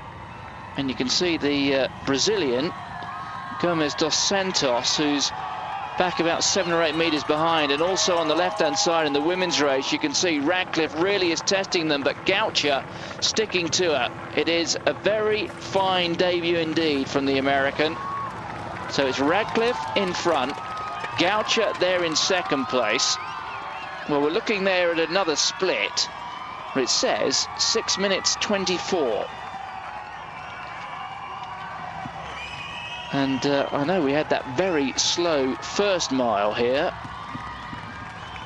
That was right up the bridge, but well, the 15th mile does have a very sharp climb in it, so whilst it may look extraordinarily slow, no reason necessarily to question it, because it is, along with the first mile, the slowest mile on the route. So it's Radcliffe there in the lead, Goucher in second place, Petrova is there in third. It's then the two Ethiopians, Tune and Wami. Rita Jeptu, the Kenya, you can see there on the left-hand side of the screen. She's about 25 meters off the pace at the moment. Two slowest miles have been the two significant rises across the bridge. That was the Queensborough Bridge. They've the latest one, which has obviously affected the times and slowed it down a bit, but I think the pace is still what we would call fairly relentless for the weather. Paula's laid a stall out from the word go, and Goucher's got one thing to do, is try and hang on. There's no saying she can even hang on and out-kick Paula, but that's probably, she came into this race thinking it's going to be one tactic. Paula's going to lead, and she's probably going to use everything she's got to stay with her and maybe try to out-kick her if she's strong enough when they get into Central Park. But certainly there's five women left in this race now. Realistically, the winner's going to come from them, and I think it's a case of how much more Paula can push this pace along. Well, Catherine Ndereba perhaps having her most disappointing marathon ever. This is her 5th New York Marathon for Ndereba. She's finished second, third, 5th. But now, well, she's well off the pace, and you saw those splits. She was actually about 45 seconds behind the last time we picked some splits up from the road. And it's Radcliffe, Goucher, Wami. And certainly a point to be made here is that the athletes who either dropped out or didn't feature particularly prominently for whatever reasons in Beijing at the Olympic Games are having the better of it here. Catherine Ndereba, silver medalist at the Olympic Games, where one of the remarkable stories that came out of Beijing was that she actually thought at one point she was leading. She hadn't realized that Constantina Ditter, the Romanian, had kicked on and gone way ahead. The Kenyan, Ndereba, actually thought at one point that she was on her way to winning the gold medal there, which is quite a bizarre story. I don't know, even in marathon running, how it's possible really to allow that to happen. I do find that hard to believe. The fact that you're somewhere near the front of the field, you can see if someone gets away. The course in Beijing wasn't as though it was a series of turns and twists and corners where you couldn't see someone, so I do find that one hard to believe. And you should cover everything if you're trying to win the Olympic marathon. You should see what's going on, and I don't think she was ever too far away from seeing what was happening. But that was her statement. That's what she said, wasn't it? I mean, it seems quite unusual. I don't think anybody's suggesting that she went into the main stadium thinking she'd won it, but certainly at one point she wasn't aware, apparently, that Ditter was out there. Who knows? Does seem rather odd, doesn't it? But Radcliffe here is out in front. There's no doubt that Ndereba will realise there are at least 5 or 6 athletes in front of her now. It's Radcliffe out in front, Goucher there in second place, Petrova's in third, then the two Ethiopians, who we haven't seen too much of so far. They haven't done any of the work, really. Goucher has been throughout on the shoulder of Radcliffe. Petrova there, the 40-year-old Russian. What a performance it is from her. This really is the run of her life. but it's between these 5. But Radcliffe, well, she's there to be shot at. She's led running into a very strong wind. What does she have to offer? And I suppose the other question to ask is, Gaucher, the unknown quantity, at least at this distance, what does she have left? She's running into unknown territory herself, I suppose. So there they are. They've been going for 95.5 minutes. The men have been going with just a little more than an hour. Paula Radcliffe continues to lead the New York Marathon.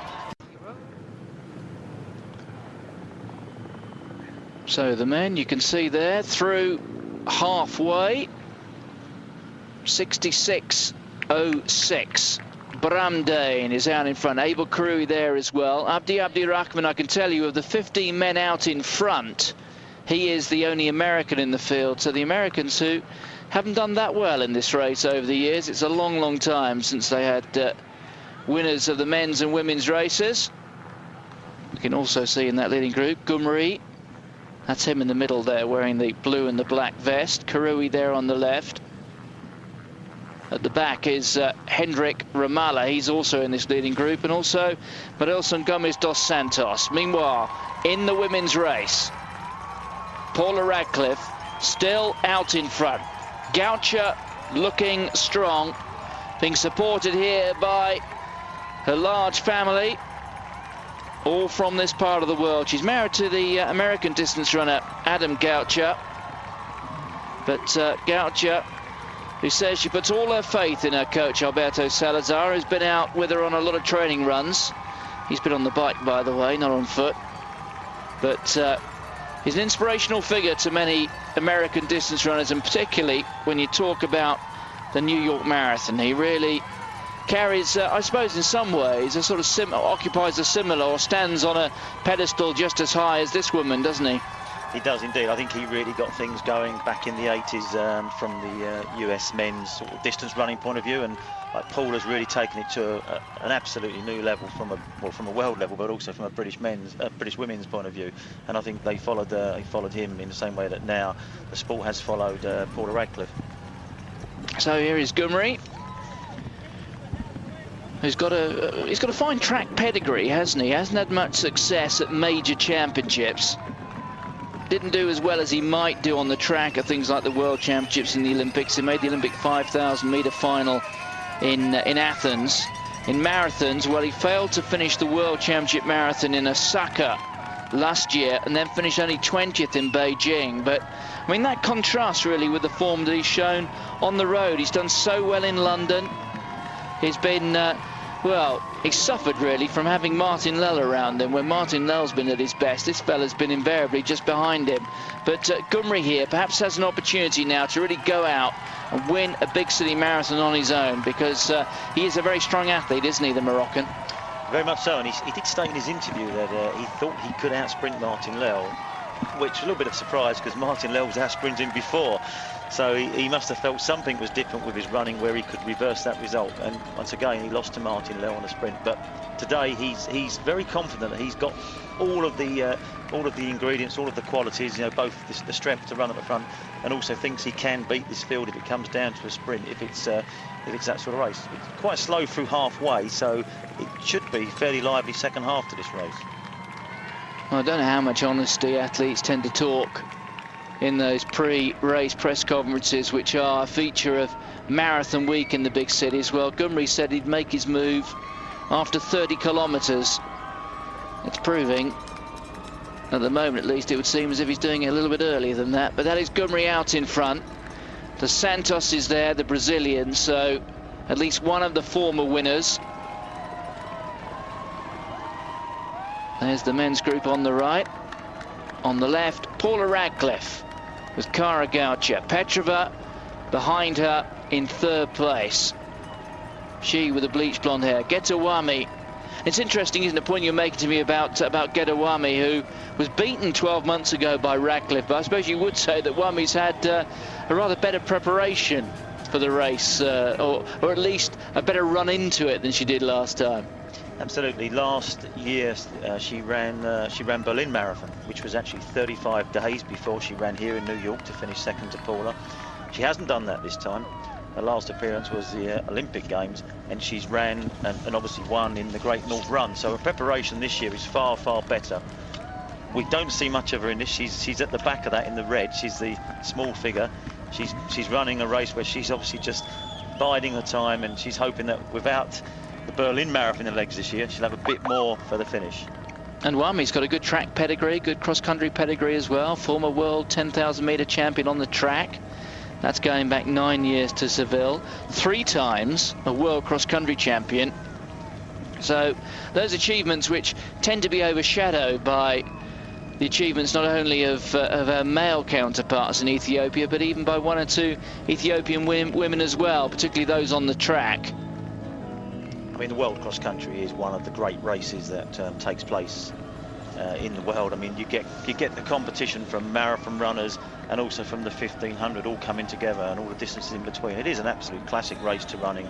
It's an incredibly hard race to win, and anyone who gets medals in the women's or the men's World Cross Country is always someone of a great pedigree.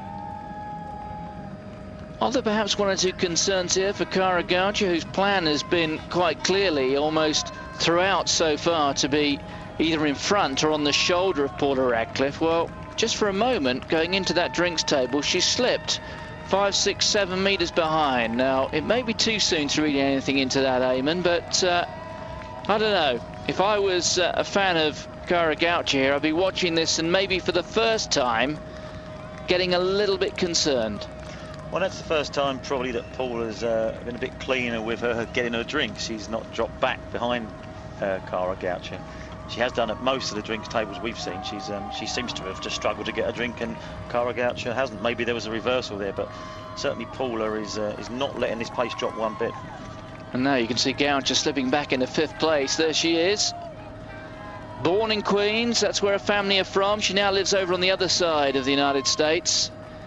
And Eugene, Oregon, which is one of the 2 great track and field centres, isn't it, in the States? We talk about Boulder, Colorado there at altitude, where I know a lot of your old running mates live, and Eugene, Oregon as well, another one. Those 2 big running towns, or running cities, aren't they? Yeah, they are, very much so. And Eugene, Oregon, I remember racing there myself back in 1984, before the Los Angeles Olympics.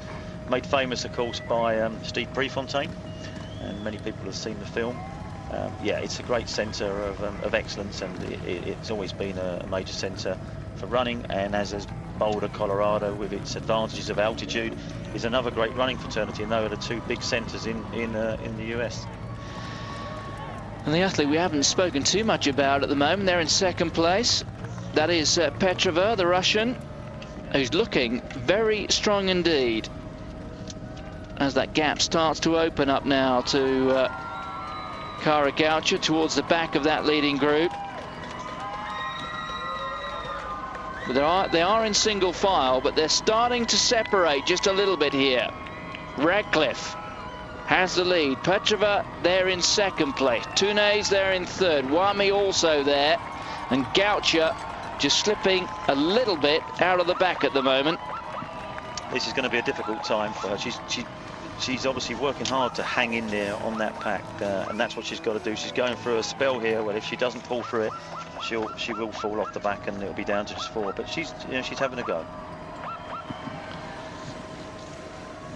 So Ludmila Petrova looking prominent there in the women's race. Meanwhile, in the men's, it's still Gumri out in front. Karui there in 2nd place, and Paul Tergat, the familiar gait, there in 3rd place. So the Kenyans very prominent indeed at the moment, behind the Moroccan Gumri. Henrik Ramala still in that leading group, as is Gomez, the Brazilian, the former champion, the winner here 2 years ago. So many of the big names in both the men's and the women's race. You can see Rita Jeptu in the distance there, slipping back now. She was in the leading group for a long time. Even further back now, Catherine Ndereba. And also Tunay, the 2nd of the Ethiopians, is falling back as well. In fact, I beg your pardon, it's actually Gedawami, isn't it, who's slipping back on the pace, because that is Petrova there in 2nd place. Tunay is in 3rd. So Radcliffe really is testing them, and Petrova, well, she's a very interesting story. We talked about the tragedy which struck Kara Goucher, losing her father when she was very young. Well, Ludmila Petrova is actually a single widow with 2 children. Her husband was killed in a car crash 3 years ago, and now Ludmila Petrova runs to feed the family. She's got 2 children, aged 8 and 15.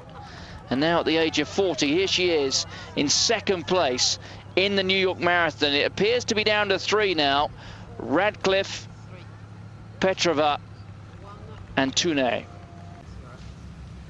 So Radcliffe out in front in the women's race. Goucher there, struggling bravely back in 4th place at the moment. Well, one race in the women's division which is essentially resolved already is that of the Women's World Marathon Majors title. There were 3 women in contention coming into this race. Geda Wami, Catherine Undereba and Irina Mikitenko, the winner of the London Marathon. Well, Wami, she could have won this, but only if she finished 1st or 2nd. Undereba, she had to win here and hope that Wami didn't finish in 2nd place. Well, that doesn't appear to be happening here, which means that Irina Mikitenko is on her way to winning the World Marathon Majors title.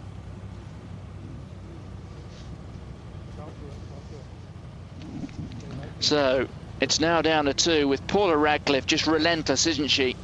Turning the screw on a continual basis. She doesn't kick on particularly, it's just continually sustained and hard running, and it's done for all of them at the moment, apart from Ludmila Petrova back there in 2nd place. So it's Radcliffe out in front, Petrova in 2nd place, Tunay is in 3rd, Goucher beginning to catch her up at the moment in 4th place.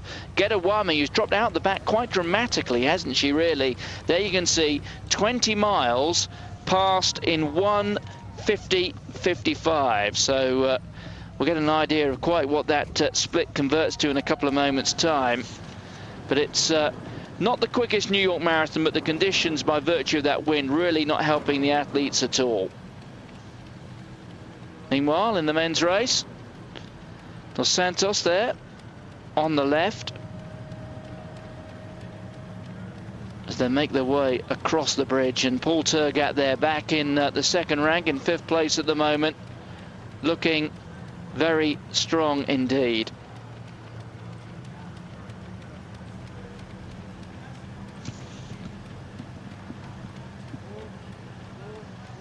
But there are still about 8 or 9 men left in this men's race.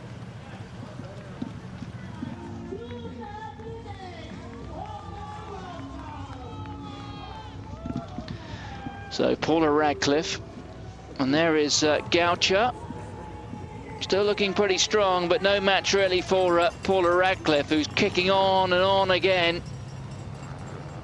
You can see that 20th mile a little bit slower than the previous couple, but we do stress that it is blowing out there. That's having an impact on this race, and also it isn't the quickest course, so it is sometimes a little naive to read too much into the split times.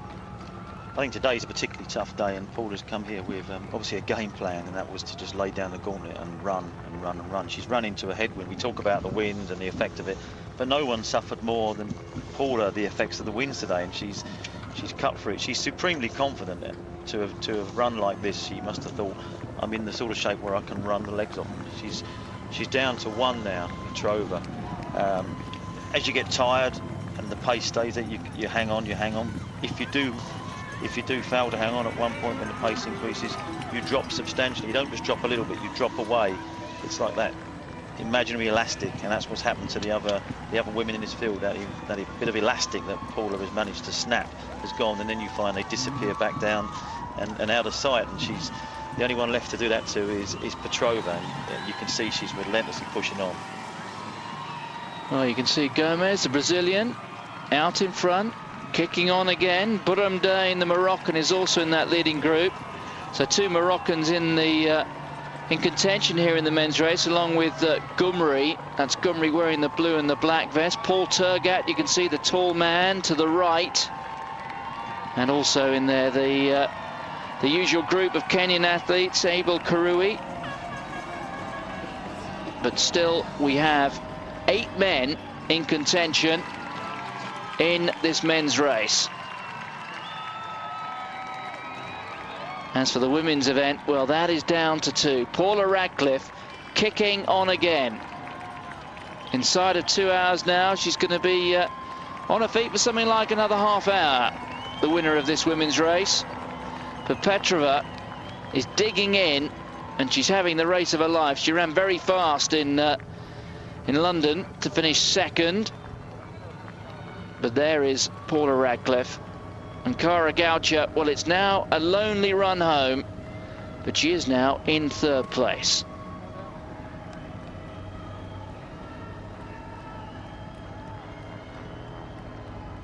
But we've seen this before, haven't we, from Radcliffe? And she's now just starting to open up.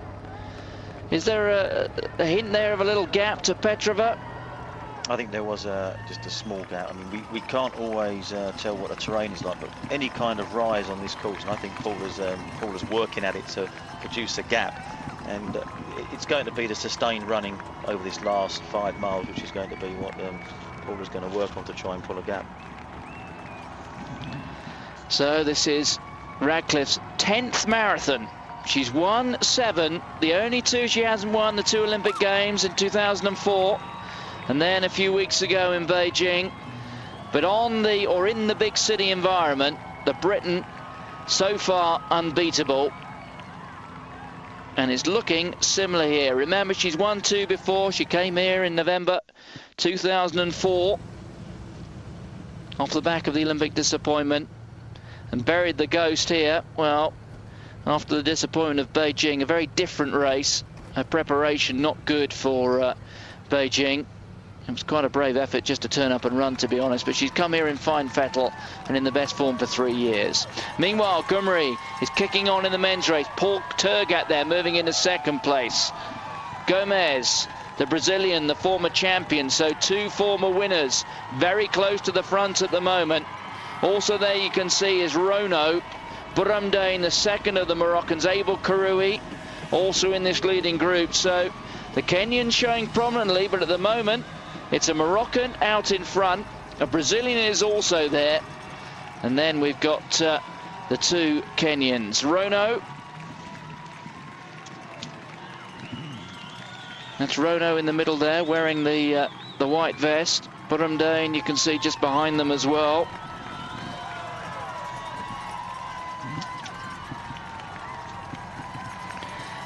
But Gomez, who another athlete who disappointed at the Olympic Games, but bouncing back to form here, and he's looking very sprightly indeed. The winner 2 years ago is kicking on, and he's taking Daniel Rono with him, the winner of the, or should I say the athlete who finished 2nd in the Rotterdam Marathon this year in 2:06:58. That is lifetime best. Paul Tergat, former world record holder, 2:04:55. Who would have thought a year or so ago we would have been talking about former world record holder with 2:04:55, but that's what he is. He's there in 3rd place. Burumdain is also there. You can see a bit of a gap now back to the chasers. Henrik Ramala's dropped well off the pace quite a while ago now. But it is the Brazilian making the best of his way home. Well, now Radcliffe does have daylight. I mean, is that significant? It looks like that just could be the significant gap which starts Paula on her way to another victory. It's a case of whether Petrova can just hang on and hang on. It looks to me like that is it. That is the point there where Paula has pulled away. They are climbing a hill, so she's been putting it in, and you can see now the camera was foreshortening that previous shot, but that's probably, knowing what we know about Paula, she'll bring this home from this point with a strong running. So Paula Radcliffe well on her way to becoming the first athlete since Grete Waitz to win 3 New York marathons.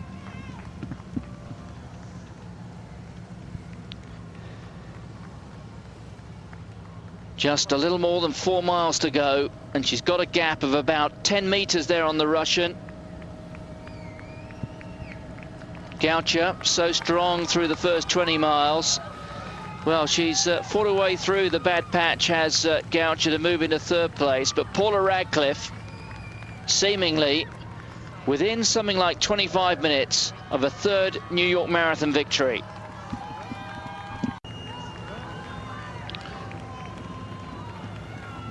So the athletes here, the women's race, they've gone through 2 hours.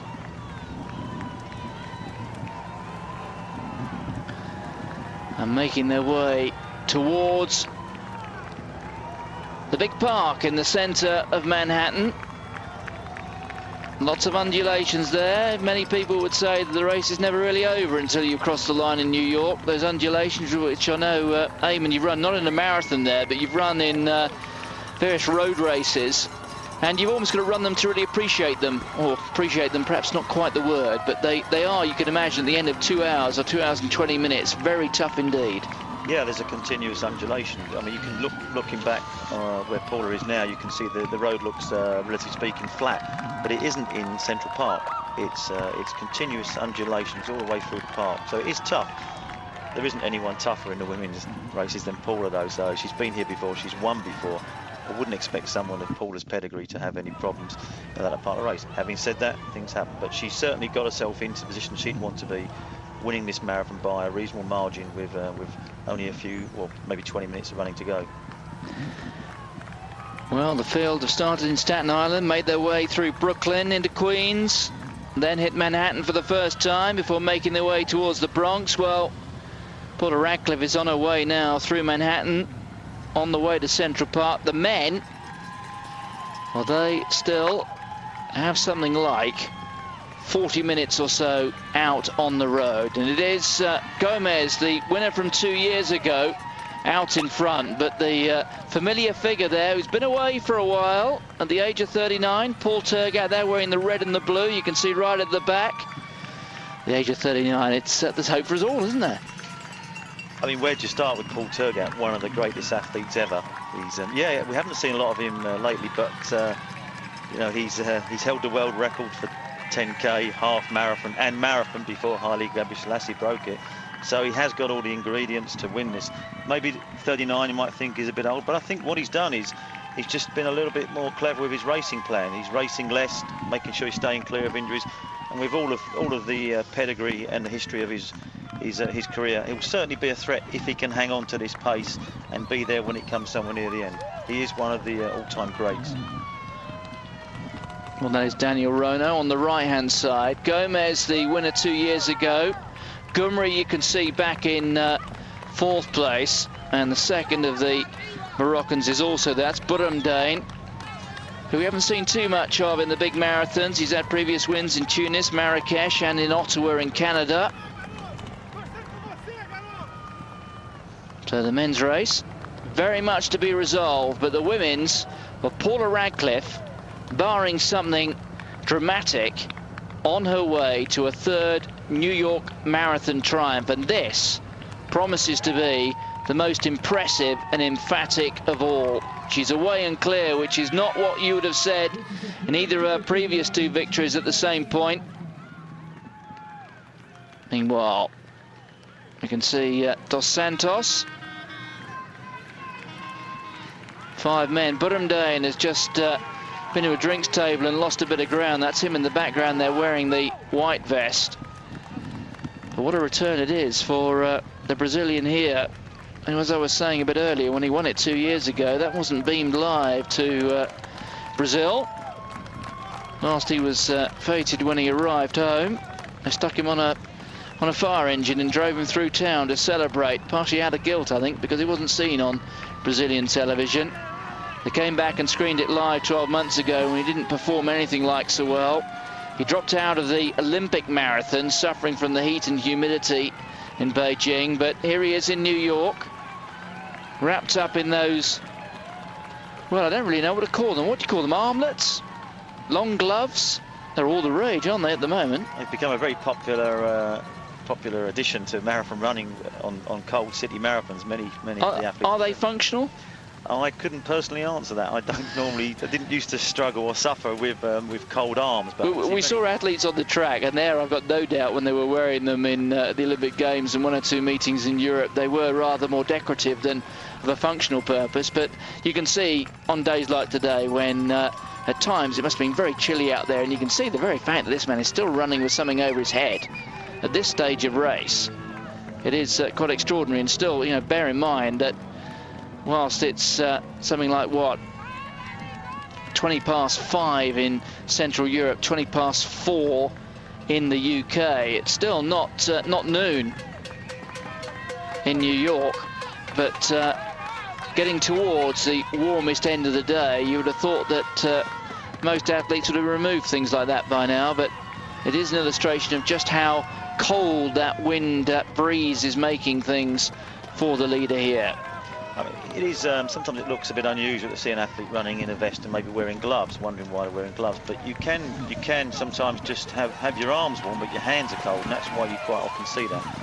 He's going to take this to he's taking it to another level where his arms are cold, so he wants to keep them warm. He's got his hat, and I notice he's got his breathing strips on his nose to keep his nostrils open. He's got everything he can here to help him. Every gimmick or every addition, if you like, he's wearing to try and help him in this marathon. But let's say Ghumri has looked very, very comfortable throughout. He's covered everything. No, within reason, he hasn't tried to lead. He's just tried to be sitting there behind the leader, and you can see he's still in a very good position, as the two of them actually have put a bit of daylight between the rest of the field. Well, to the uninitiated, you could be forgiven for thinking that Marilson Gomes dos Santos is on his way to a fancy dress party, but perhaps he's just on his way to a second victory in the New York City Marathon. I know, a hard fella like you, I could imagine perhaps at a national cross-country championships in the middle of winter you might be wearing something like that, but this, after all, is the first weekend in the fall, as they call it in the States, and that wind is certainly making things pretty chilly, but it's still not that bad a day. It's not necessarily good for marathon running with that headwind, but the conditions otherwise bright and sunny. And you can see Ghumri's looking around. Now that he's running at the moment is perhaps an illustration of maybe how confident he's feeling, really, because he's just got maybe assessing the field, looking at really who he's got to beat, and these two have stretched things out pretty well, haven't they? I think exactly. I think you're absolutely right. I can remember doing that myself in a race. You check in who's left. He's probably had a game plan, and he's thinking, okay, he's got concerns about certain athletes. It's much easier to race head-to-head with one than race 2 or 3, just in case they've got some other, some other strengths that the other athletes have got. He now probably he knows what Gomes has got as a strength, and if it's a head-to-head with Gomes, he'll either think he's got to go early or he can leave it late, but he'll know that rather than having a group where he's unsure of some of the athletes there. So in a way, it makes his decisions easier, and that's probably what he's doing, just checking that it is just Gomes and himself.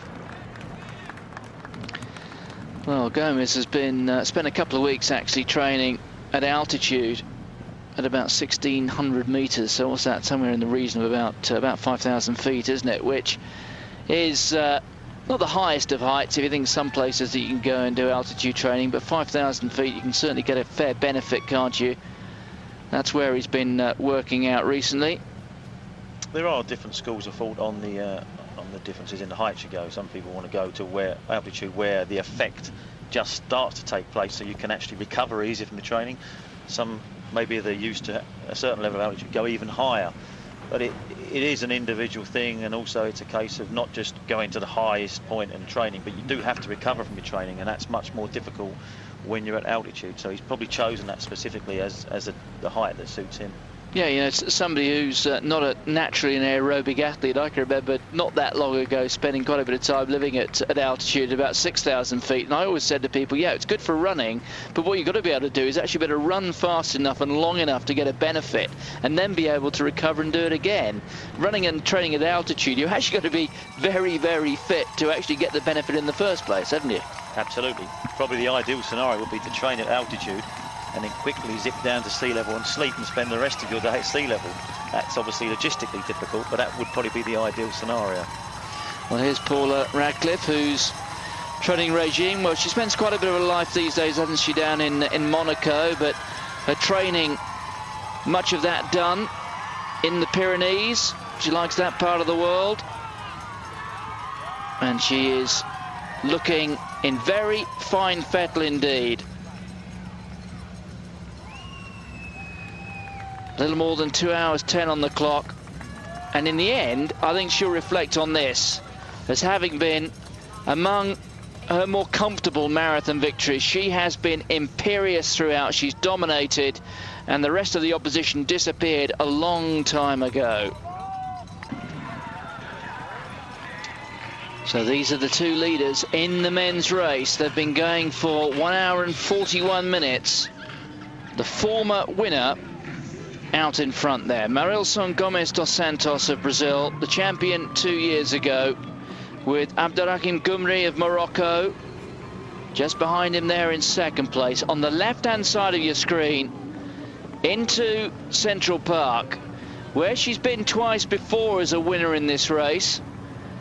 But on this occasion, she has no company. She's going to win this very impressively and with some ease. And one thing you were just reflecting on a couple of moments ago, Eamon, we know all too well about her previous 2 marathon victories here, but she's been to this part of the world and won even before that in an early stage of her career, hasn't she?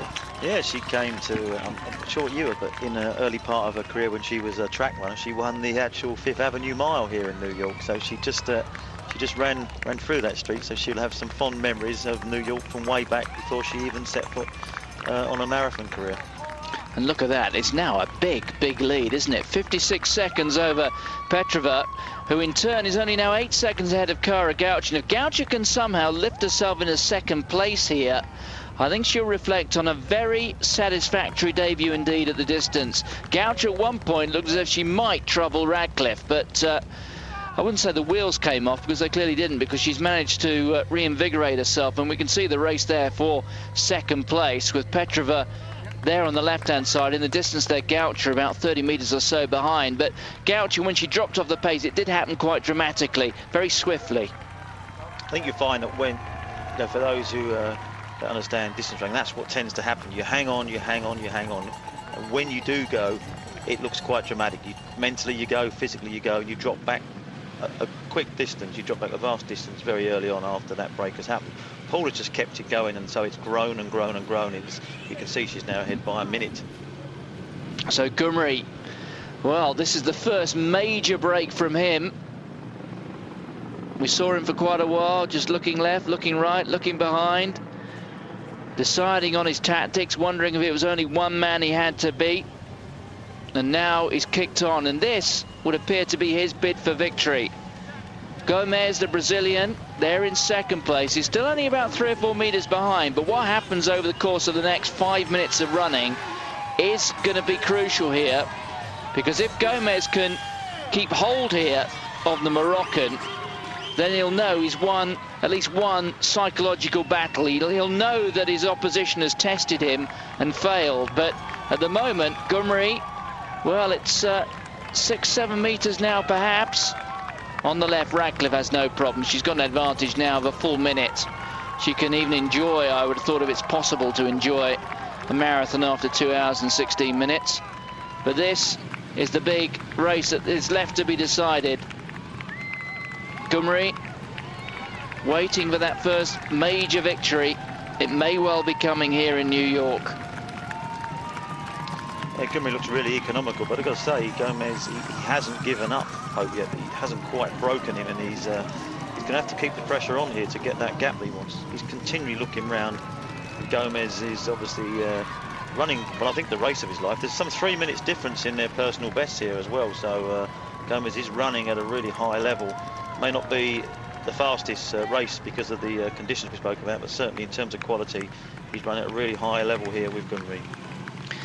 Well, Goumri, his lifetime best, 2:05:30, and that was in the London Marathon this year.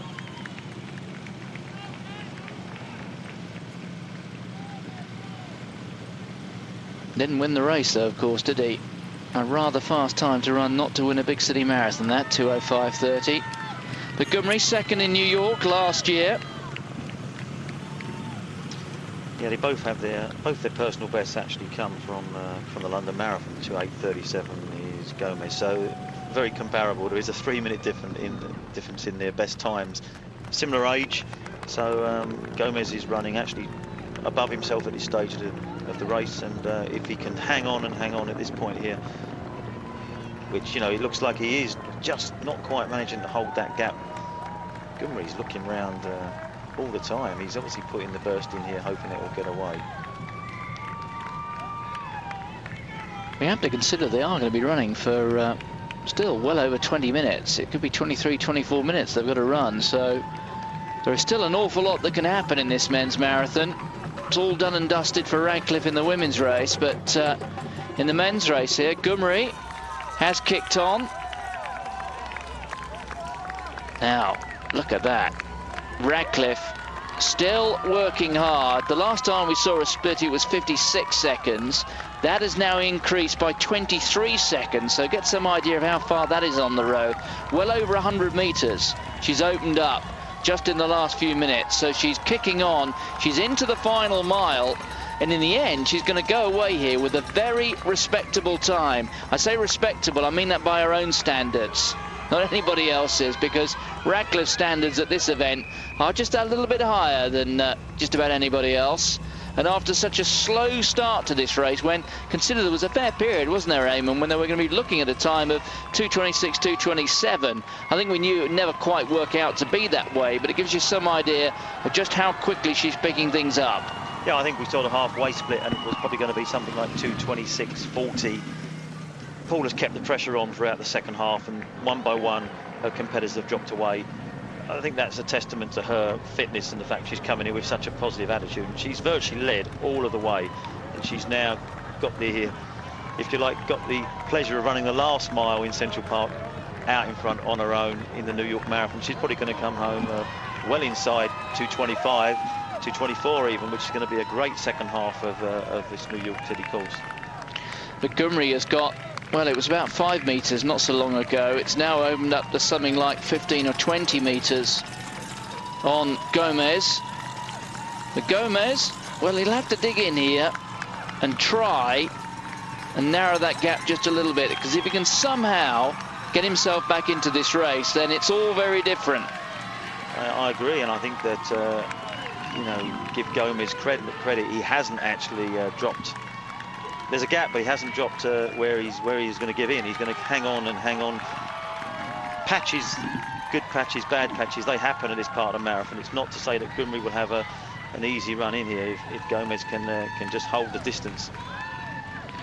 So Ghumri, who's been going now for 1 hour, 48 minutes and 40 seconds.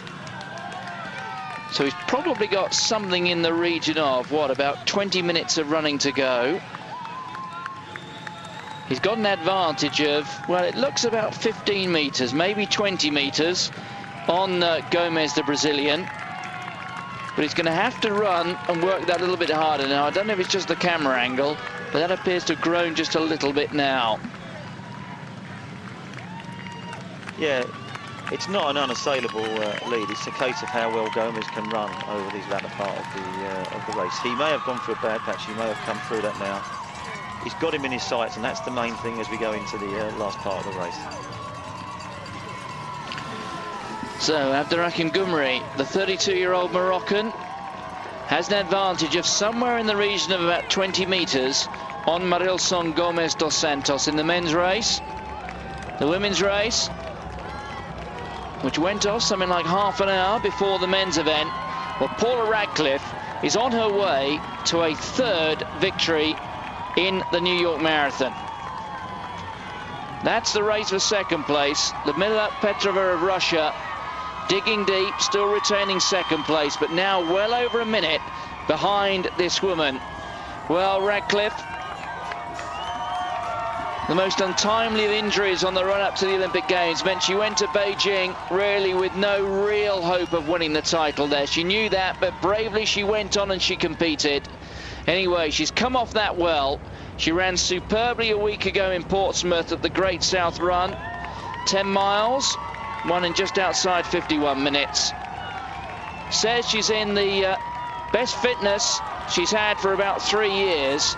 And here she is, into the final stages at the New York Marathon, on her way to a third victory.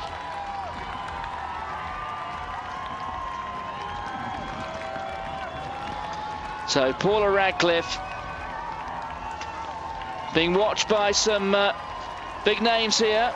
The winner of the World Marathon Majors, Irina Mikitenko, looking on as Paula Radcliffe comes in to take the ING New York City Marathon, and in the end, the time, when you consider how relatively slow it was with that wind in the first half, she has run an extraordinary second half to this marathon. It's been a marvellous performance, and she's going to win it going away. The gap at the end will be worth keeping an eye on, because it won't be far off 2 minutes when the second athlete crosses the line, I suspect.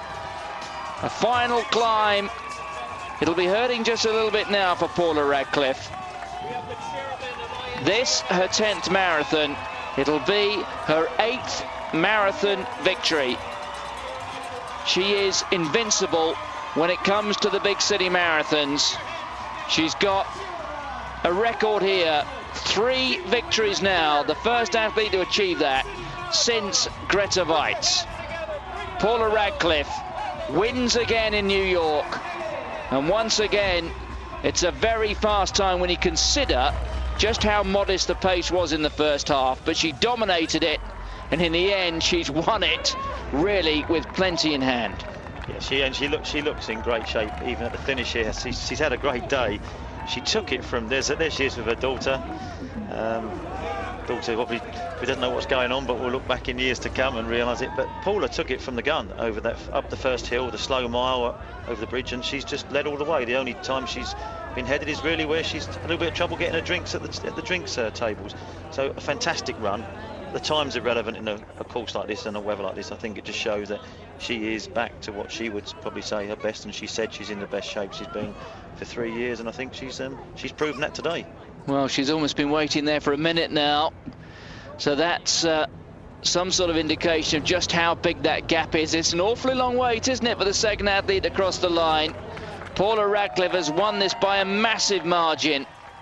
In the modern era of women's marathon running, this will be remembered as one of the most dominant performances we've seen. And it's a brave effort from the athlete coming through in second place. Ludmila Petrova of Russia has weathered the storm that was we expected to come from Kara Goucher, but Petrova, who's hard as nails herself, she's going to come in. Remember, the winning time unofficially 2:23.56. It is going to be somewhere in the region of 2 minutes behind that. But Ludmila Petrova, who's stuck to Radcliffe for an awfully long time, is going to come through. What's that? 2:25.42. So something like 1 minute and 46 seconds behind Radcliffe. Goucher comes through there for third place, and she's just a little bit inside 2 minutes outside Radcliffe's winning time. It's a terrific debut from her. Be interesting to see her next race, won't it? It will. I think that's the debut's out of the way now. She's a marathon runner from this day forward. It was a good debut. It's a tough course. She knew the course. She comes from New York, and I think she should be very pleased with her third place in her debut. So victory for Paula Radcliffe. Ludmila Petrova of Russia comes through in second place. I reckon something like, what was it, 1 minute and 46 seconds behind the Briton. Kara Goucher there. As I said, it's a running family, married to Adam Goucher, the American distance runner. She something like 2:25.53, somewhere in that sort of region, the time for Goucher. So a good debut from her on a tough day. Remember, that wind really blew into their faces, and it was particularly strong in the first half of the race. Meanwhile, in the men's event, Abderrahim Goumri of Morocco, after a series of good performances on the road in marathons in big city events, looks finally as if he's clinched the big one. He's going to win the New York Marathon unless something falls apart here, because the Brazilian, well, has slipped about 25-30 meters behind now. And, well, as hard as Gomez works there, that, unless something falls apart here, should be a winning lead, shouldn't it? It's very reminiscent of 1983, when Jeff Smith had a lead like this over Rod Dixon, and as you said earlier, one of the top 5 moments in the history of the New York City Marathon. It does depend on what Gomez has got left, but that was the kind of lead that Rod Dixon ate away at and caught Jeff Smith not that far from the line and beat him by 9 seconds. One thing's sure, he can see him, so he is still within a chance. It just depends on the strength of the two guys. At the moment, Goumri looks in control, nice compact running, he looks strong. He's 3 minutes quicker on paper. They're about the same age, they both ran their personal best in the same marathon in London. So you would think that he'd be okay to hold this lead. But, you know, it just depends whether these undulations, twists and turns can get to him over this last sort of, we say, 10 or 11 minutes of running. Yes, I suppose it is that point in the race when you consider marathons that have been lost and won in the last few stages. I think none more dramatic than the 1993 World Championship Marathon on a very different course, on a very flat course, when it was Luket Swartboy of Namibia who had a lead of, I think it was a lead of almost a minute at one point, running into the closing stages. But he was eventually caught and passed by a former South African, Mark Plykes, who was running for the United States, who became the world champion that year when poor old Swartboy fell apart and was never the same as an athlete again. Well, I suspect this man has got perhaps a little bit more of a running pedigree than Luket Swartboy, but Goumri, at the moment, looking as if he's running within himself. But this has to be the most testing finish to a big city marathon. The undulations of Central Park. And there is Gomes, the Brazilian, behind him, albeit about 30 or 40 metres behind now. So there is the aerial view of Manhattan, Central Park.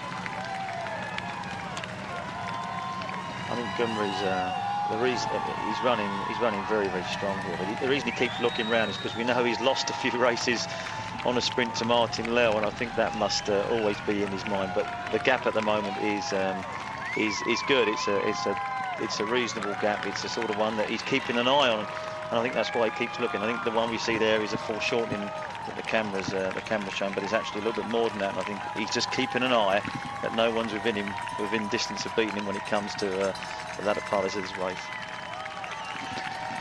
So Abderrahim Goumri, who only actually arrived in New York on Thursday, so something like 72 hours before the race. Yeah, there tends to be two schools of thought on that. Either come in early and prepare, or actually come in quite late. Almost the coming in between, you know, maybe with 4 or 5 days to go seems to be the worst. But I mean, Paula raced the week before in the UK, so she's not. She comes in about a week to go. So it's interesting, different approaches. I remember Rob De Castella once getting into the Great North Run from Australia about a day before and not going on to UK time, staying on Australian time, winning the race and then going back to Australia. So. So that probably meant he started the race about what? About 9 in the evening or something, did he? On his own body clock, yeah.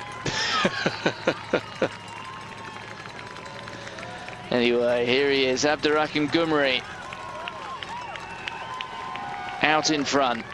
He does a 32-kilometre run every week, does Goumri, as part of his training.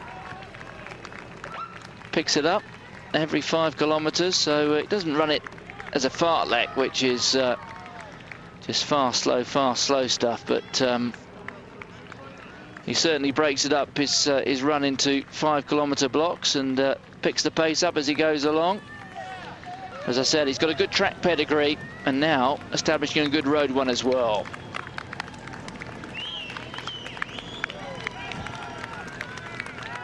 Now 32, that lifetime best at 2 hours 5:30. Not under threat here. But Marilson Gomes dos Santos, who's developing a fair record of consistency at this race. The winner, as I said a bit earlier, in 2006. He finished 8th last year, did Gomes, and on his way to finishing 2nd here.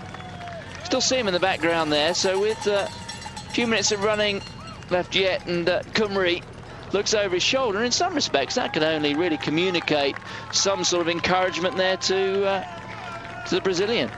Yeah, I think Goumri, he's not. The indicators are that he's not running strong enough to just put his head down and go for the line. He's checking, looking back on and making sure that Gomes is still the same distance behind. And it looks like there might be sometimes where the bikes are getting in between his vision and his view of Gomes. Well, Cara Goucher there, just accepting the congratulations of the crowd. She lives in Eugene, Oregon, but she was born in, or lived and raised in Queens. So Abderrahim Goumri, the Moroccan, out in front. On his feet now for more than 2 hours. Does a lot of looking around, doesn't he? You could see him there looking over on the left-hand side of the road. You can see the twist of Central Park there, and he's obviously hugging the curb, running the shortest route around the park. There's sections of the course like this at the stage of a race when I suppose the blue line is a significant part, isn't it? As you can see, Goumri there, followed by Gomez. Gomez on a downhill stretch there, able to open up his stride, but it is continual undulations.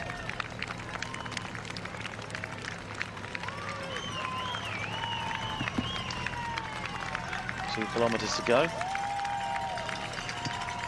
And I think Gomez has got a little bit of a new lease of life here. He's hasn't dropped anymore. In fact, if anything, he's just pulled slightly on Goumri. So I think it's going to be an interesting last 2 kilometres and whether he can actually close that gap. Oh, Gomez still wearing the headgear, still wearing the warmers on his arms. Goumri, who we remember seeing at the start line 2 hours ago on Staten Island, looking very chilly indeed. And Gomez, you have to say, still full of running, isn't he? There's no doubt about that. He went for the 25-mile mark there, so 1¼ miles to go. There is time if he can raise the pace a little bit, but in this last latter stages.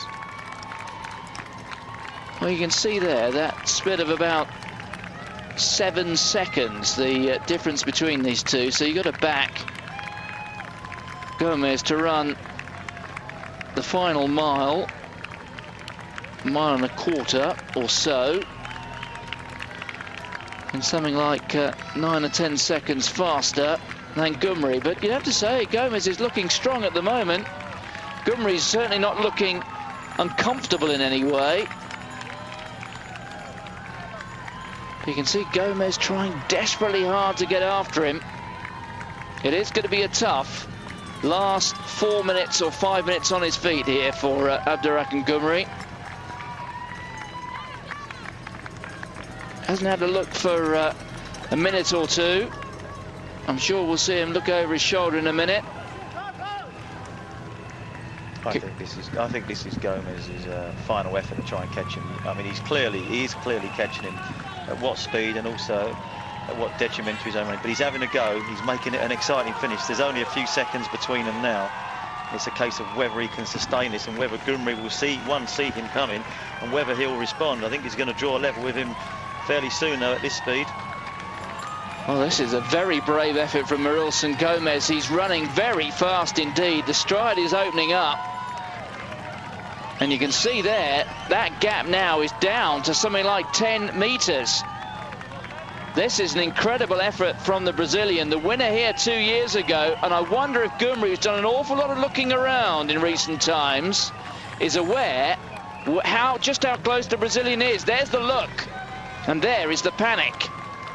Remember, Goumri does have a lot of leg speed, but just how much of it is left after he's been on his feet for 2 hours, I do not know. And there's no doubt that the rush of adrenaline and the confidence that the Brazilian will feel here, well, you can see there, he's just breezed past the Moroccan. He hasn't even paused. And that's a dramatic change in fortune, isn't it? That is, well, you were talking about Rod Dixon and Jeff Smith. And look at that. Suddenly, it's become 20 metres reversed. It's incredible. There's the psychological effect. If you don't quite snap that elastic to the runner behind, if he can still see you, if he still feels he's in touch, there's always that opportunity. The most incredible thing is Goumri actually still looks quite comfortable. He looks like he's running economically, but obviously he's suffering inside. No response at all when Gomez called him, and now Gomez has got a new lease of life. He's away. He knows he's running to victory here because he's actually pulling away from Goumri. So it's been a fantastic race from Gomez, and also the courage to hang on and really have a go at him in the park in the last mile here. So Marilson Gomez dos Santos, who pulled out of the Olympic marathon midway through, claiming he was suffering from the heat and humidity, has passed Abderrahim Ghumri in the last mile, and now he's running away from him. He was the winner here 2 years ago. It was a race not televised back at home in Brazil. Well, it is this year. And now he's going to be the champion here in New York for the second time in 3 years. And now he's the man doing the looking around. But surely we can't have a further twist. The 31-year-old, first in 2006, 8th last year. And look at that, the stride is opening. It's a dramatic victory. Well, it's not quite Turgat versus Ramallah when they could be barely separated at the line, but it has got a bit of the old Rod Dixon and Jeff Smith about it. A significant advantage being turned around. Well,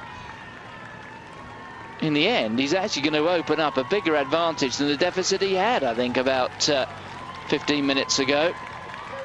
He perhaps at one point was maybe 40 metres behind. He's now, well, he's got to be 50 metres ahead, hasn't he? He's running really strong, and Ghumri, no response at all when he passed him. There's definitely suffering inside. We can't really tell what it was, but he looked comfortable. His running style still looked very economical, but you know, the will, Gomez, strong will. He's in the last quarter mile now. He wants this again, you know, his country. He wants his country to watch him win it this time, like he didn't 2 years ago, and they're certainly going to get that back in Brazil as he comes, as he approaches the line here in Central Park. Well, he lives and trains in Sao Paulo. That at an altitude of about 800 metres, so that's somewhere in the region of about 2,500 feet. So there will be some altitude advantage of running at that sort of height. But they celebrated back at home his victory by putting him on the back of a fire engine 2 years ago. I wonder what awaits him this time, because he's on his way to his second win in 3 years at the ING New York City Marathon. And it's been a dramatic conclusion. It looked as if he'd lost it. Coming into Central Park, he was running hard, but no sign of eating into the advantage of Abderrahim Ghumri. But it all changed around in the last mile. And Marilson Gomes dos Santos is the winner for the second time in 3 years. Paula Radcliffe, the winner of the women's, now 3 times a champion. It really has been a day for Big Apple experience here in New York. And Abderrahim Ghumri, well, we've seen him run some very brave marathons over the course of the last couple of seasons. But once again, we've seen a similar effort here. And again, though, it's meant no victory. It must hurt a man like that, mustn't it, after once again apparently having the title in his grasp. Exactly, and I think he made his break, and that was his break to win it. And we saw him keep looking around, and I thought he was just trying to make sure that there was no one in sight, but I think he was actually struggling and suffering, and he knew that.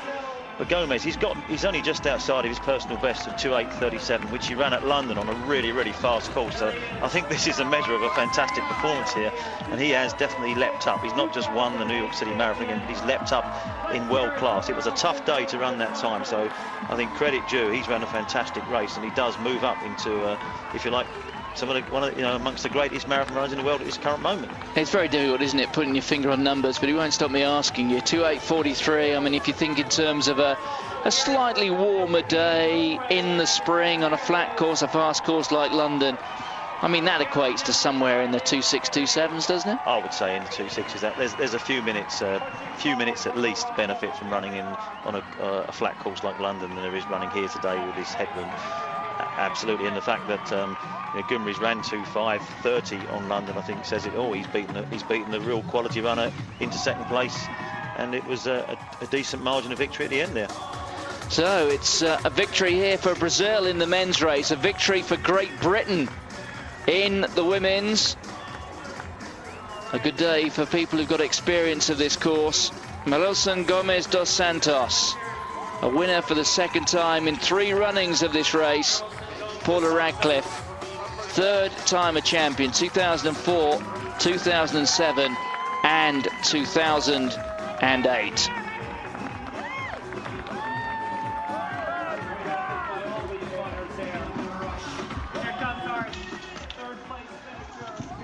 Well, this is Daniel Rono coming through, outside 2 hours 11. 2 hours 11 and 21 or thereabouts. On a bright sunny day in New York, but on a morning when the wind blew pretty hard, and that certainly was the feature of the first half of both the men's and women's races. The second half of the route, though, we saw the pace picked up quite significantly. Paula Radcliffe's run really was superb, and I think she's fairly happy, isn't she?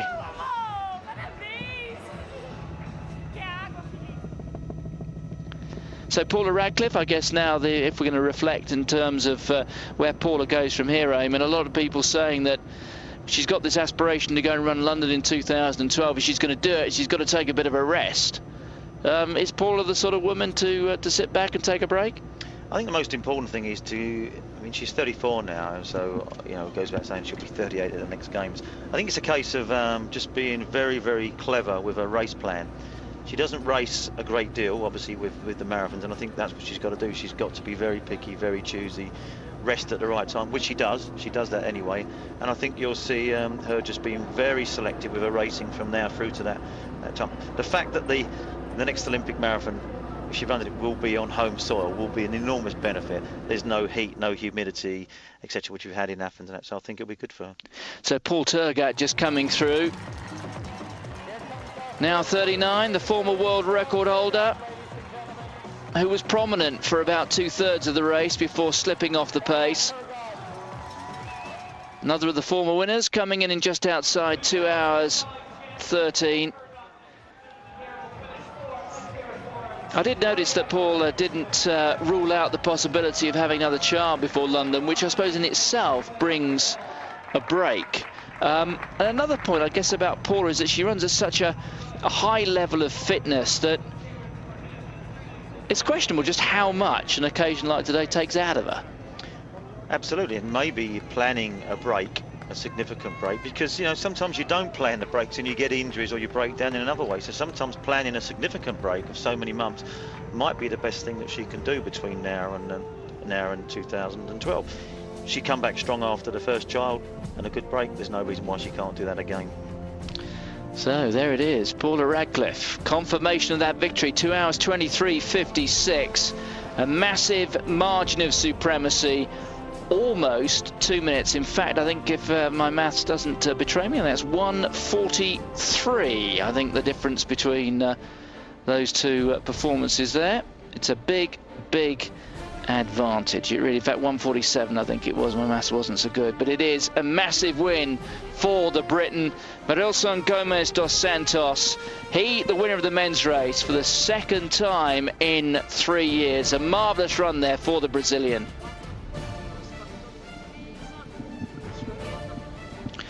So there we have it as we look at the confirmation of that men's result. Marilson Gomez dos Santos, 2 hours 8:43, the winning time, and in the end his victory quite a significant one.